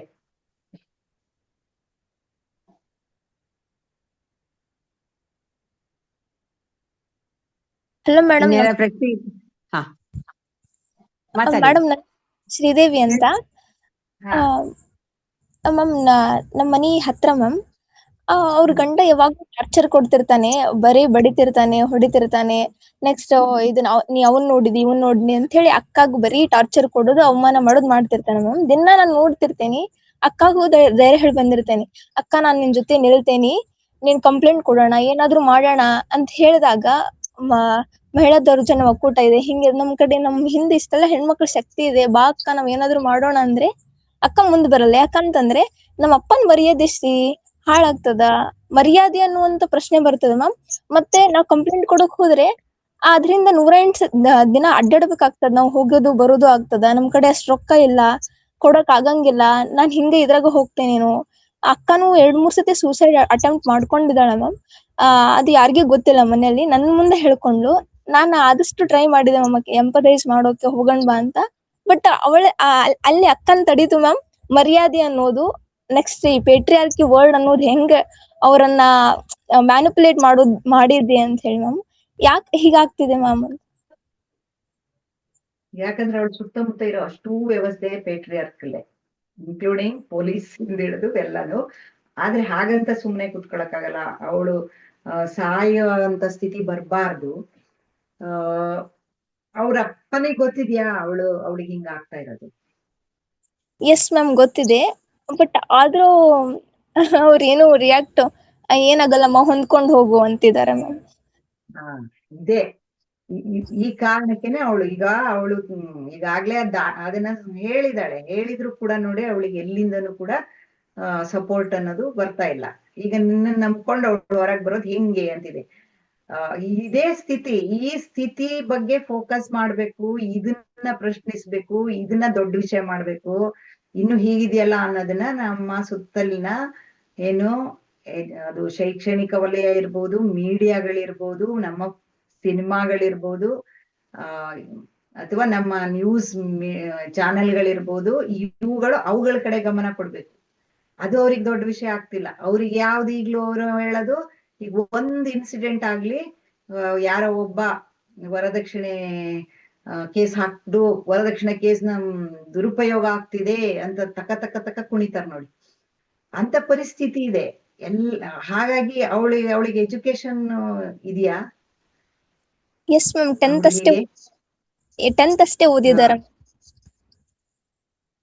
ಇನ್ನೊಂದು ಒಂಥರ ನನ್ಗೆ ಇನ್ನೊಂದು ಏನಪ್ಪಾ ಅಂತಂದ್ರೆ, ಏನ್ ಹೇಳ್ಬೋದು, ಇದು ಕೂಡ ವ್ಯಂಗ್ಯ ಅಂತ ಹೇಳ್ಬೋದು.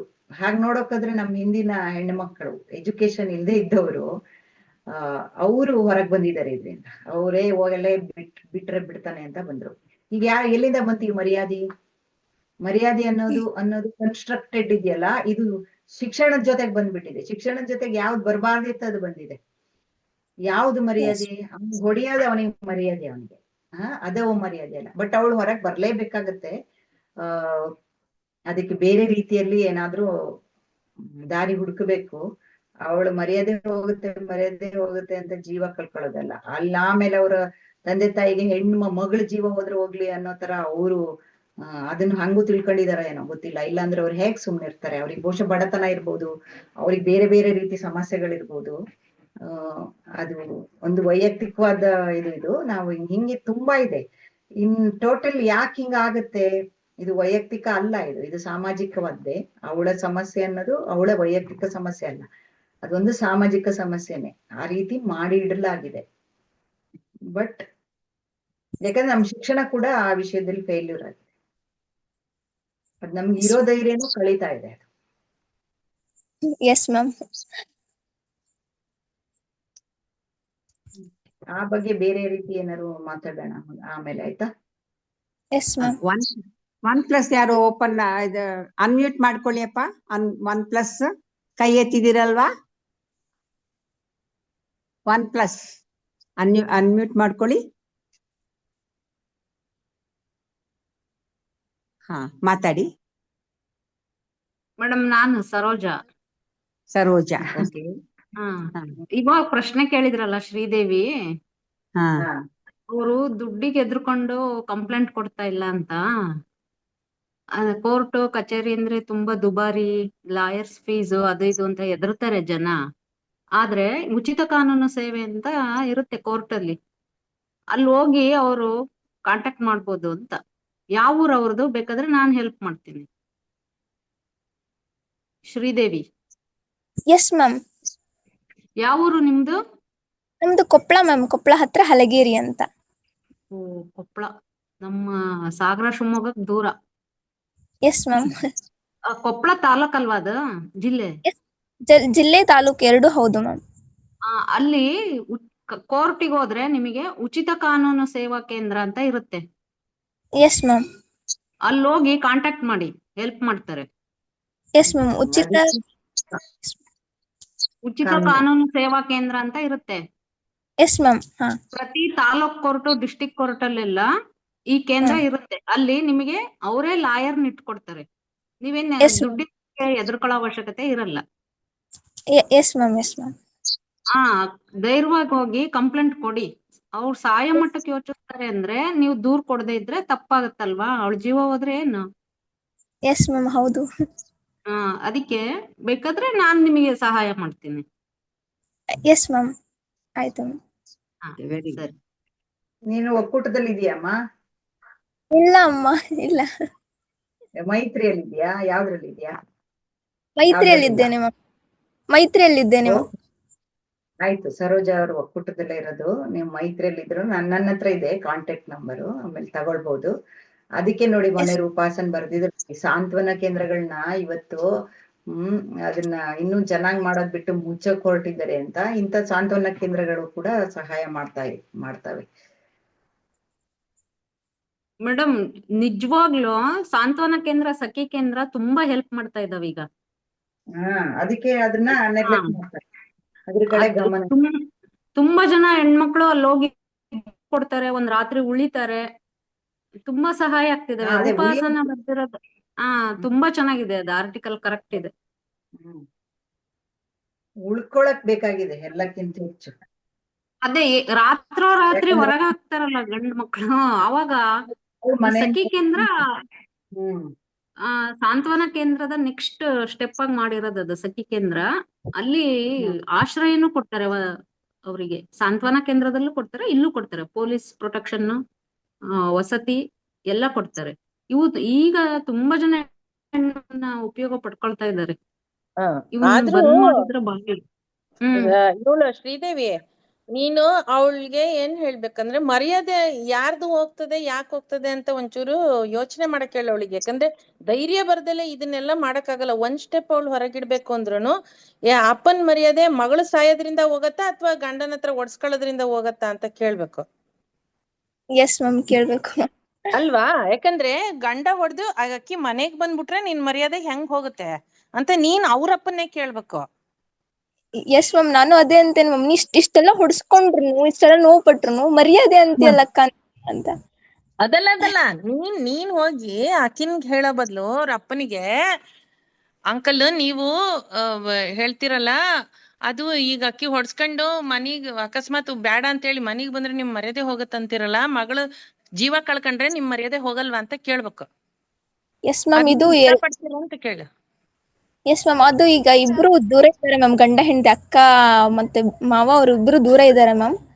ಈಗ ಅಕ್ಕ ಬೇರೆ ಊರಲ್ಲಿ, ಅವರು ಬೇರೆ ಊರಲ್ಲಿ ಇದ್ದಾರೆ ಮ್ಯಾಮ್. ಹಂಗಾಗಿ ಆಯ್ತು, ನಾವ್ ಇದನ್ನ ಮತ್ತೆ ಮಾತಾಡೋಣಂತೆ. ಈಗ ಪಾಪ ಇಲ್ಲಿ ಲೇಟ್ ಆಗ್ತದೆ. ಸರೋಜಾ ಶ್ರೀದೇವಿ, ಕಾಂಟ್ಯಾಕ್ಟ್ ಮಾಡಮ್ಮ. ಬೇರೆ ನಿಮ್ ಭಾವ ಏನ್ ಕೆಲ್ಸ ಮಾಡ್ತಾರೆ? ಜೀವನಾಂಶ ಕೇಳಿ ಕೇಸ್ ಹಾಕ್ರಿ. ಅದೆಲ್ಲ ಆಮೇಲೆ ನೋಡೋಣ. ಅದೇ ನನ್ ಕಾಂಟ್ಯಾಕ್ಟ್ ನಂಬರ್ ತಗೊಳಮ್ಮ, ಮಾತಾಡು. ನಂಬರ್. ಬೇರೆ ಏನಾದ್ರು ಪ್ರಶ್ನೆಗಳಿದ್ರೆ ಬೇರೆ. ಮೇಡಮ್, ನಾನು ಕೇಳ ಏನೋ ಒಂದು.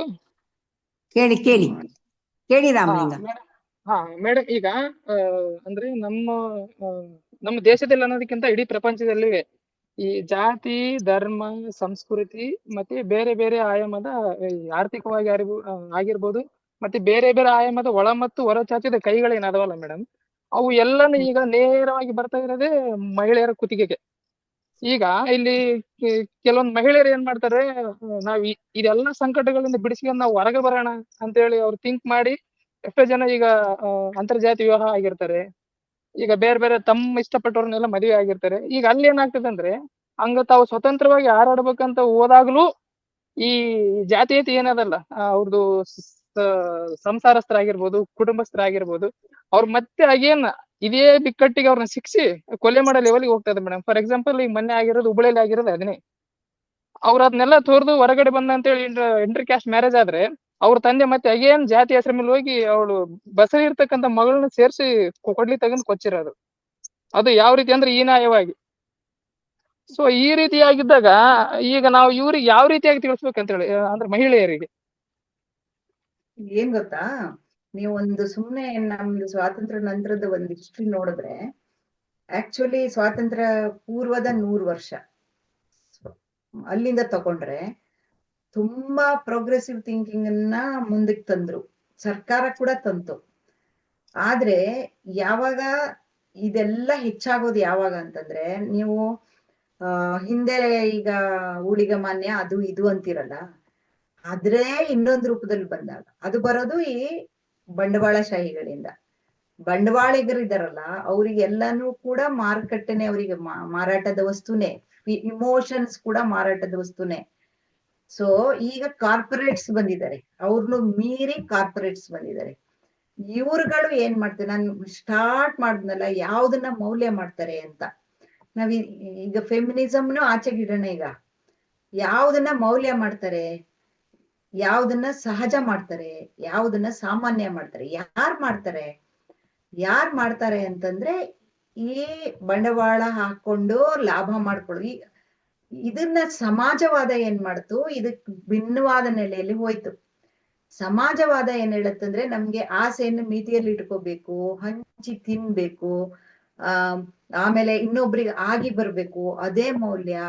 ಬಡತನ ಇದ್ರೂ ಪರವಾಗಿಲ್ಲ, ಒಳ್ಳೆ ರೀತಿಯಲ್ಲಿ ನಾವ್ ಸಣ್ಣವರಿದ್ದಾಗ ಹಂಗೆ ಹೇಳ್ತಿದ್ದು, ಹರಿದ ಬಟ್ಟೆ ಹಾಕೊಂಡ್ರು ಪರವಾಗಿಲ್ಲ, ಚೊಕ್ಕಟವಾದ ಬಟ್ಟೆ ಹಾಕೊಂಡ್ ಬನ್ನಿ ಅಂತ. ಆದ್ರೆ ಒಬ್ಬ ಬಡ ಮೇಷ್ಟ್ರಿಗೆ ತುಂಬಾ ಗೌರವ ಇದ್ದ ಕಾಲ ಇತ್ತು, ಕೊಡ್ಬೇಕು ಅಂತ ಹೇಳಲಾಗ್ತಿತ್ತು. ಇವನ್ನೆಲ್ಲ ನಾವು ಮೇಲಿಂದ ಹೇಳಿನೇ ಮಾಡ್ಬೇಕಾದ್ದು. ಇದೆಲ್ಲ ಹುಟ್ಟಿದ್ದ ಬರೋದಿಲ್ಲ, ಯಾವ್ದು ಬರೋದಿಲ್ಲ. ಯಾಕಂದ್ರೆ ಮನುಷ್ಯ ಆಮಿಷಗಳಿಗೆ, ಸವಲತ್ತುಗಳಿಗೆ, ಕಂಫರ್ಟ್ಗಳಿಗೆ, ಸೌಲಭ್ಯಗಳಿಗೆ ಬಹಳ ಬೇಗ ಮಾರ್ ಹೋಗೋದು. ಹಾಗಾಗಿ ಇವತ್ತು ಏನ್ ಮಾಡಲಾಗಿದೆ ಅಂತಂದ್ರೆ, ಯಾಕೆ ಮತ್ತೆ ಹೆಣ್ಣಿನ ಇದಕ್ಕೆ ಬರುತ್ತೆ ಅಂತಂದ್ರೆ, ನೋಡಿ ಸುಮ್ಮನೆ ನಾನು ಇವತ್ತಷ್ಟೇ ಒಂದು ಕಮೆಂಟ್ ಬರ್ದೆ. ಈಗ ತುಂಬಾ ಚಲಾವಣೆಯಲ್ಲಿ ಇರೋದ್ರಿಂದ, ನಮ್ಮ ಮಾನ್ಯ ಪ್ರಧಾನಮಂತ್ರಿಗಳ ಕೃಪೆಯಿಂದ ತುಂಬಾ ಚಲಾವಣೆಯಲ್ಲಿ ಇರೋದ್ರಿಂದ, ಮೆಲೋನಿ ಅವರಿದಾರಲ್ಲ, ಇಟಲಿಯ ಪ್ರಧಾನಿ ಇದಾರಲ್ಲ, ಅವ್ರ ಬಗ್ಗೆ ಅಲ್ಲಿನ ಮೀಡಿಯಾ ಒಂದು ಸುಳ್ಳು, ಆಕೆ ಹೆಂಗಸರ ಬಗೆಗೆ ಕೆಟ್ಟದಾಗಿ ಜರ್ನಲಿಸಂ ಅಲ್ಲಿ ಇರುವಂತ ಅವಳ ಗಂಡ ಹೆಂಗಸರ ಬಗೆಗೆ ಕೆಟ್ಟದಾಗಿ ಕಮೆಂಟ್ ಮಾಡಿದ್ದ ಕಾರಣಕ್ಕಾಗಿ 23ನೇ ಇಸ್ವಿಯಲ್ಲಿ ಮೆಲೋನಿ ಗಂಡನಿಗೆ ಡೈವೋರ್ಸ್ ಮಾಡಿದ್ದಾರೆ. ಆ ತಕ್ಷಣನೇ ಆಕೆಗೆ ಯಾರೋ ಇನ್ನೊಬ್ನೊಟ್ಟಿಗೆ ಸಂಬಂಧ ಇತ್ತು ಅಂತ ಒಬ್ಬ AI ಮೂಲಕ ಸುಳ್ಳು ಕ್ರಿಯೇಟ್ ಮಾಡಿ ಪ್ರಿಂಟ್ ಮಾಡಿದ್ದಾನೆ. ಅವನ ಮೇಲೆ ಈಗ ಆಕ್ಷನ್ ತಗೊಳ್ಳಾಗ್ತಿದೆ. ಅವಳು ಪ್ರಧಾನಿ ಆಗಿರೋದು ಎಲ್ಲಿ ನೋಡಿ, ಇಟಲಿ ಪ್ರಧಾನಿ, ಒಬ್ಳು ಮಹಿಳೆ ಅಂದ ತಕ್ಷಣನೇ ಅವ್ರಿಗೆ ಇನ್ ಏನ್ ಕಾಣಲ್ಲ, ಅವಳ ತಲೆ ಕಾಣದೇ ಇಲ್ಲ, ಅವಳ ಬಾಡಿ ಮಾತ್ರ ಕಾಣೋದು. ಹಾಗಾಗಿ ಬಂಡವಾಳಶಾಹಿಗಳು ಅಂದ್ರೆ ಬಂಡವಾಳವನ್ನ ಇನ್ವೆಸ್ಟ್ ಮಾಡಿ ಯಾವುದು ಹೆಂಗಸ್ ಅಂದ್ರೆ ಏನು ಅಂತ ಅಡ್ವರ್ಟೈಸ್ಮೆಂಟ್ ಇಂದ ಹಿಡಿದು ಎಲ್ಲಾದ್ರಲ್ಲೂ ಬಿಂಬಿಸಿ ಕೊಟ್ಟಿದಾರಲ್ಲ, ಅವರೇ ಮಾಡೋದನ್ನ. ಅವರು ಅವಳ ಇಮೋಷನ್, ಅವಳ ಬಾಡಿ ಎಲ್ಲವನ್ನು ಮಾರ್ಕೆಟ್ ಮಾಡಿರೋದ್ರಿಂದ ಮತ್ತೆ ಮತ್ತೆ ನಾವ್ ಎಷ್ಟು ಈ ಕಡೆ ಎಳಿತೀವಿ ಅಷ್ಟು ಆಚೆಗೆ ತಗೊಂಡೋಗ್ಲಾಗ್ತಾ ಇದೆ. ಆದ್ರಿಂದ ಎಂತದಾದ್ರೂ ಮತ್ತೆ ವಾಪಸ್ ಮೊದಲು ಬಲಿಯಾಗಿ ಹೆಣ್ಣು ಇರ್ತಾಳೆ. ಇವುಗಳನ್ನ ಆಗ್ಲೇ ಫಸ್ಟಿಗೆ ರೇಷ್ಮಾ ಹೇಳುವಾಗ ಹೇಳಿದ್ದಲ್ಲ, ವಾಣಿ ಹೇಳಿದ್ರು ಹೊಲಿತಾ ಹೋಗ್ತೀವಿ, ಬಿಚ್ಚುತ್ತಾ ಹೋಗ್ತಾರೆ, ಹೊಲಿತಾ. ಇದನ್ನ ಇನ್ಯಾರೋ ಒಬ್ರು ಹೇಳಿರೋದಿದು. ಆಮೇಲೆ ನಮ್ಮ ಉರ್ದು ಲೇಖಕಿ ಇದ್ದಾಳಲ್ಲ, ಜಾನ್ಪಿಟನ ಏನೋ ತಗೊಂಡ ಒಬ್ರು ಇದಾರೆ, ಹೆಸರು ತಕ್ಷಣ ನೆನಪಾಗಲ್ಲ, ಅವ್ರದೊಂದು ಕಥೆನೂ ಇದೆ. ಅದು ಹಂಗೆ ನಾವ್ ಹೊಲಿತಾ ಇರೋದು, ಇನ್ನೊಬ್ರು ಬಿಚ್ಚುತ್ತಾ ಇರೋದು, ಗುಡಿಸ್ತಾ ಇರೋದು, ಕಸ ಹಾಕ್ತಾ ಇರೋದು ನಡೆಯುತ್ತೆ, ಹೌದು. ಆದ್ರೆ ಯಾಕೆ ಹಿಂಗಾಗತ್ತೆ, ಇಷ್ಟೆಲ್ಲ ಆದ್ಮೇಲೂ ಯಾಕೆ ಹಿಂಗಾಗತ್ತೆ ಅಂತಂದ್ರೆ, ಅದಕ್ಕೆ ಹೇಳೋದು ಸಮಾಜವಾದ ಬೇಕು ಅಂತ. ನೀವು ಸಮಾಜವಾದ ಇಲ್ಲದೆ ಏನು ಮಾಡಕ್ ಆಗೋದಿಲ್ಲ. ನಮ್ಮೊಳಗಿನ ಗ್ರೀಡ್ಗಳನ್ನ ನಾವು ಒಂದು ಕಡೆಯಿಂದ ಹತ್ತಿಕ್ತಾನೆ, ಇನ್ನೊಂದ್ ಕಡೆಯಿಂದ ಇದು ಸಾಮುದಾಯಿಕ ಸಂಪತ್ತು, ಎಲ್ರಿಗೂ ಇದ್ರಲ್ಲಿ ಹಕ್ಕಿದೆ, ಎಲ್ರೂ ಬದುಕಬೇಕು ಅನ್ನುವ ಚಿಂತನೆಯನ್ನ ನಾವು ದಾಟಿಸದೆ ಹೋದ್ರೆ ಆಗೋದೇ ಇಲ್ಲ. ಏನ್ ಮಾಡಿದ್ರು ಆಗೋದಿಲ್ಲ. ಇವತ್ತು ಜಗತ್ತು ಪೀಕ್ ಅಲ್ಲಿದೆ. ಇಲ್ಲಿರೋದೆಲ್ಲ ಯಾರನ್ನ ಪ್ರಧಾನಿ ಮಾಡ್ಬೇಕು, ಯಾರನ್ನ ಅಧ್ಯಕ್ಷ ಮಾಡ್ಬೇಕು ಅಂತ ಡಿಸೈಡ್ ಮಾಡ್ತಾ ಇರೋದೇ ಇವತ್ತು ಉದ್ಯಮಿಗಳು, ಇನ್ಕ್ಲೂಡಿಂಗ್ ಭಾರತ. ಮೀಡಿಯಾಗಳಿರೋದು ಆ ಉದ್ಯಮಗಳ ಕೈಯಲ್ಲೇ. ಸೊ ಆ ಉದ್ಯಮಿಗಳಿಗೆ ಇದ್ಯಾವುದು ಮುಖ್ಯ ಅಲ್ಲ. ಅವರಿಗೆ ಹೆಣ್ಣು ಅಂದರೆ ದೇಹವೇ. ಅವ್ರ ಮನೆಯಲ್ಲಿರೋ ಅವ್ರ ಹೆಂಡತಿ ಮಾತ್ರ, ಅವ್ರ ಅಮ್ಮ ಮಾತ್ರ ದೇವತೆ, ಮಹಾನ್ ತಾಯಿ. ಅವ್ರ ಹೆಂಡತಿ ಮಾತ್ರ ಚೆನ್ನಾಗಿರ್ಬೇಕು. ಅಂದ್ರೆ ಚೆನ್ನಾಗಿರೋ ಸೆನ್ಸ್ ಅವಳು ಎಲ್ಲ ಕಂಫರ್ಟ್ಗಳನ್ನ ಇಟ್ಕೊಂಡು ಆರಾಮಾಗಿರ್ಬೇಕು. ಅವ್ರು ಏನ್ ಮಾಡ್ತಾರೆ, ಅವ್ರು ಎಫ್ಸ್ಟೀನ್ ಫೈಲ್ ಕ್ರಿಯೇಟ್ ಮಾಡ್ತಾರೆ. ಈ ಎಫ್ಸ್ಟೀನ್ ಫೈಲ್ ಅಂದ್ರೆ ಏನ್ ಮತ್ತೆ? ಹೆಂಗಸನ್ನ ಏನ್ ಬಿಂಬಿಸ್ತದ್ರಲ್ಲಿ? ಏನಾರು ಅನ್ನಿಸ್ತಾ ಇದೆಯಾ ಜಗತ್ತಿಗೆ, ಲೋಕಕ್ಕೆ? ಎಂತ ಆಘಾತ ಆಗ್ಬೇಕಿತ್ತಲ್ಲ, ಏನು ಆಗಿಲ್ವಲ್ಲ, ನಾರ್ಮಲ್ ಆಗಿದ್ದಾರಲ್ಲ. ನಾರ್ಮಲ್ ಆಗಿರಂಗ್ ಮಾಡಿದವ್ರು ಯಾರು? ಇದೇ ಉದ್ಯಮಿಗಳು. ಎಲ್ಲಿವರೆಗೆ ನಾವು ಫೇಸ್ಬುಕ್ ಅಲ್ಲಿ ಸುಮ್ನೆ ಕಮ್ಯುನಿಸ್ಟರ್ನ ಬೈಕೊಂಡ್ ಕೂತ್ಕೊಳ್ಳೋದು, ಗಾಂಧಿವಾದಿಗಳನ್ನ ಬೈಕೊಂಡ್ ಕೂತ್ಕೊಳ್ಳೋದು, ಇಂಥದ್ರಲ್ಲಿ ಟೈಮ್ ವೇಸ್ಟ್ ಮಾಡ್ಕೊಂಡು ಕೂತಿದೀವಿ. ಅವ್ ಯಾವ್ದು ಇದ್ರಷ್ಟು ಅಪಾಯಕಾರಿ ಆದದಲ್ಲ ಅಂತಾನು ಹೇಳಕ್ ನಮ್ಗೆ ಧೈರ್ಯ ಇಲ್ದಂಗ ಆಗೋಗ್ಬಿಟ್ಟೆ. ಪರ ವಿರುದ್ಧ ಮಾಡ್ಕೊಂಡು ಯಾರು ಇದನ್ನೆಲ್ಲ ಮಾಡ್ಬೋದು ಅದನ್ನ ಮಾಡ್ಕೊಂಡ್ ಕೂತಿದೀವಿ. ಫೆಮಿನಿಸಮು, ಗಾಂಧಿವಾದ, ಅಂಬೇಡ್ಕರ್ ವಾದ, ಮಾರ್ಕ್ಸ್ ವಾದ, ಸಮಾಜವಾದ, ಇವ್ರು ಇದಾರಲ್ಲ, ಇವರೆಲ್ಲರೂ ಎಲ್ಲಾ ಸಣ್ಣ ಪುಟ್ಟ ಭಿನ್ನಾಭಿಪ್ರಾಯಗಳನ್ನ ಬಿಟ್ಟು ಒಟ್ಟಾಗಿ ಕೆಲಸ ಮಾಡ್ಬೇಕಾಗಿದೆ ಇವತ್ತು. ಬಂಡವಾಳವಾದಿಗಳ ವಿರುದ್ಧ, ಖಾಸಗೀಕರಣದ ವಿರುದ್ಧ. ಏನಾರ ಪ್ರಶ್ನೆಗಳಿದ್ಯಾ? ಹಲೋ, ನಾನೊಂದು ಪ್ರಶ್ನೆ ಕೇಳ್ಬೋದಾ? ಕೇಳಿ ಕೇಳಿ ಉಷಾ, ಕೇಳಮ್ಮ. ಅಲ್ಲ, ನಾನು ಬಹಳ ಲೇಟ್ ಆಗಿ ಸೇರ್ಕೊಂಡೆ, ಕ್ಷಮಿಸಿ. ಅದರಿಂದ ಬಹುಶಃ ಇದು ಈ ಸಂದರ್ಭದಲ್ಲಿ ಕೇಳ್ಬೋದೋ ಇಲ್ವೋ ಈ ಪ್ರಶ್ನೆ ಗೊತ್ತಿಲ್ಲ. ನಂದೇನಂದ್ರೆ, ಫೈನಾನ್ಷಿಯಲ್ ಇಂಡಿಪೆಂಡೆನ್ಸ್ ಇದ್ರೆ ಮಹಿಳೆಯರ ಪ್ರಾಬ್ಲಮ್ಸ್ ಎಲ್ಲ ಸಾಲ್ವ್ ಆಗತ್ತೆ ಅಂತ ಹೇಳಿ ಒಂದಷ್ಟು ದಿವಸಗಳೆಲ್ಲ ಮಾತಾಡ್ತಾ ಇದ್ವಿ ನಾವು. ಮತ್ತೆ ಎಷ್ಟೋ ಎಲ್ಲರಿಗೂ ಪ್ರೋತ್ಸಾಹನೂ ಕೊಡ್ತಾ ಇದ್ವಿ. ನಿನ್ ಕಾಲ್ ಮೇಲೆ ನಿಲ್ಲೋ ಹಾಗೆ ನೀನು ಒಂದು ಏನಾದ್ರೂ ಒಂದು ಪ್ರಯತ್ನ ಮಾಡ್ಬೇಕು ಅನ್ನೋ ರೀತಿಯಲ್ಲಿ. ಅಂದ್ರೆ ಫೈನಾನ್ಷಿಯಲ್ ಡಿಪೆಂಡೆನ್ಸಿನೇ ಈ ಎಲ್ಲ ಅವಳ ಶೋಷಣೆಗೆ ಕಾರಣ ಆಗಿದೆ. ಸೊ ಇಂಡಿಪೆಂಡೆಂಟ್ ಆಗಿ ಅವಳು ಆಗ್ಬಿಟ್ರೆ ಅವಳು ಜೀವನ ಬಹಳ ಸುಖಮಯವಾಗಿರುತ್ತೆ ಅನ್ನೋ ರೀತಿಯಲ್ಲಿ ಹೆಚ್ಚು ಯೋಚಿಸ್ತಾ ಇದ್ದ ನನ್ನಂತ ಅವಳಿಗೆ ಕೂಡ ಭ್ರಮೆ ನಿರಸನ ಆಗಿದೆ. ಹೌದು, ಅದಲ್ಲ. ಯಾಕೆಂದ್ರೆ ಬರೀ ಫೈನಾನ್ಷಿಯಲ್ ಇಂಡಿಪೆಂಡೆನ್ಸ್ ಸಿಕ್ಬಿಟ್ರೆ ಅವಳದು ಎಲ್ಲಾ ಪ್ರಾಬ್ಲಮ್ಸು ಇಂಡಿವಿಜುವಲ್ ಅಲ್ಲ ನಾ ಹೇಳೋದು, ಇಡೀ ಸ್ತ್ರೀ ಸಮೂಹದ ವಿಚಾರ ತಗೊಂಡಾಗ ಅದೊಂದೇ ಅದಕ್ಕೆ ಸಲ್ಯೂಷನ್ ಅನ್ನೋ ಹಾಗೆ ಯಾವುದೋ ಒಂದು ಸ್ಟೇಜ್ ನಲ್ಲಿ ಎಲ್ಲರೂ ಮಾತಾಡ್ತಾ ಇದ್ರು, ಹಾಗೆ ನಾವು ಅನ್ಕೊಂಡಿದ್ವಿ. ಸೊ ಅದನ್ನು ಮೀರಿ ಪ್ರಾಬ್ಲಮ್ಸ್ಗಳಿದೆ. ಹಾಗೆ ಆದ್ರೆ ಸಮಾಜದಲ್ಲೇನೆ ಒಂದು ಯೋಚನಾ ಲಹರಿಯಲ್ಲೇ ಒಂದು ಬದಲಾವಣೆ ತರಬೇಕು ಅಂದ್ರೆ ನಾವು ಈಗ ತಗೋಬೇಕಾದ ಹೆಜ್ಜೆ ಏನು, ಏನ್ ಮಾಡ್ಬೇಕು, ಇದನ್ನ ಸಬೀತಾ ಅವ್ರ ಏನಾದ್ರು ಹೇಳ್ಬೋದಾ, ಮಾರ್ಗದರ್ಶನ ನೀಡ್ಬೋದಾ? ಫೈನಾನ್ಷಿಯಲ್ ಇಂಡಿಪೆಂಡೆನ್ಸ್ ಅನ್ನೋದನ್ನೇ ನಾವು ಹೆಂಗ್ ಡಿಫೈನ್ ಮಾಡ್ಕೊಂಡಿದೀವಿ ಅನ್ನೋದ್ರ ಮೇಲೆ ಬರುತ್ತದು. ನಾವ್ ಅನ್ಕೊಂಡ್ವಿ, ಆಕ್ಚುಲಿ ನಾವು ದುಡಿಮೆ ಮಾಡ್ತಾನೆ ಇದ್ದೀವಿ ಮೊದ್ಲು, ಇನ್ನು ಮುಂದೇನು ಮಾಡ್ತಾನೆ ಇರ್ತೀವಿ. ಆಯ್ತು, ಅದಕ್ಕೊಂದು ಸಂಬಳ ಬರೋದು ಫೈನಾನ್ಷಿಯಲ್ ಇಂಡಿಪೆಂಡೆನ್ಸ್ ಅಂತ ಅನ್ಕೊಂಡ್ವಿ. ಬಟ್ ಅದೇ ಆ ಡೆಫಿನಿಷನ್ ಅಲ್ಲೇ ಸಮಸ್ಯೆಗಳಿರ್ತವೆ, ಅಥವಾ ನಾವು ಅಂದ್ಕೊಂಡಿದ್ರಲ್ಲೇ ಸಮಸ್ಯೆಗಳಿರ್ತವೆ. ಒಂದು ಫೈನಾನ್ಷಿಯಲ್ ಇಂಡಿಪೆಂಡೆನ್ಸ್ ಅನ್ನೋದನ್ನ ಹೇಗೆಲ್ಲಾ ನಿರೂಪಿಸಲಾಗಿದೆ ಅಥವಾ ಅದ್ ಹೆಂಗ್ ಜಾರಿಗೆ ಬಂದಿದೆ ಅಂತ ನೋಡಿದ್ರೆ, ನಾವೆಲ್ಲರೂ ದುಡಿತೀವಿ, ಆದ್ರೆ ನಮ್ಮೊಳಗೊಂದು ಗಿಲ್ಟ್ ನ ತುಂಬಿಸಿರ್ತಾರೆ. ಒಂದು ಕುಟುಂಬಕ್ಕೆ ನೀನ್ ಸರಿಯಾಗಿ ಸಮಯ ಕೊಡಲ್ಲ, ಮತ್ತೊಂದು ಎಕ್ಸರ್ಸೈಸ್ ಎಲ್ಲ ಆಯ್ತು ಬಿಡಿ. ಇನ್ನೊಂದು ನಿನ್ ದುಡಿಮೆನ ನೀನ್ ಡಿಸೈಡ್ ಮಾಡ್ಬಾರ್ದು. ನಿನ್ ದುಡಿಮೆ ಹೆಂಗ್ ಖರ್ಚಾಗ್ಬೇಕು, ಹೆಂಗ್ ಇನ್ವೆಸ್ಟ್ ಆಗ್ಬೇಕು ಅನ್ನೋದನ್ನ ನಾವು ಬಹು ಮಟ್ಟಿನ ಹೆಂಗಸರುಗಳೆಲ್ಲರೂ ಡಿಪೆಂಡೆಂಟ್ ಆಗಿರ್ತಾರೆ. ಆಯ್ತು, ಅದ್ರ ಆಚೆಗೂ ನಾವು ಇಲ್ಲ, ನಾನು ದುಡಿತೀನಿ, ದುಡಿಮೆ ಅಂದಾಗ ಅದು ಮನೆಗ್ ಕೊಡೋದೆ, ಅದ್ರಲ್ಲಿ ಎಂತದ್ದು ಇಲ್ಲ. ಆದ್ರೆ ಅದನ್ನ ನಾನ್ ಡಿಸೈಡ್ ಮಾಡ್ತೀನಿ ಅಥವಾ ಅದಕ್ಕೆ ಯಾವ್ದಕ್ಕೂ ನನ್ಗೆ ಸಮಸ್ಯೆ ಇಲ್ಲ ಅಂದಾಗ್ಲೂ ಈ ಸಮಾಜದಲ್ಲಿ ಸಮಸ್ಯೆ ಹೊರಟೋಗುತ್ತಾ ಹೆಣ್ಣಿನ ಮೇಲೆ ಅಂದ್ರೆ ಹೋಗಲ್ಲ. ಯಾಕೆ ಅಂತಂದ್ರೆ ದುಡಿಮೆ ಯಾವ್ದಕ್ಕಾಗಿ?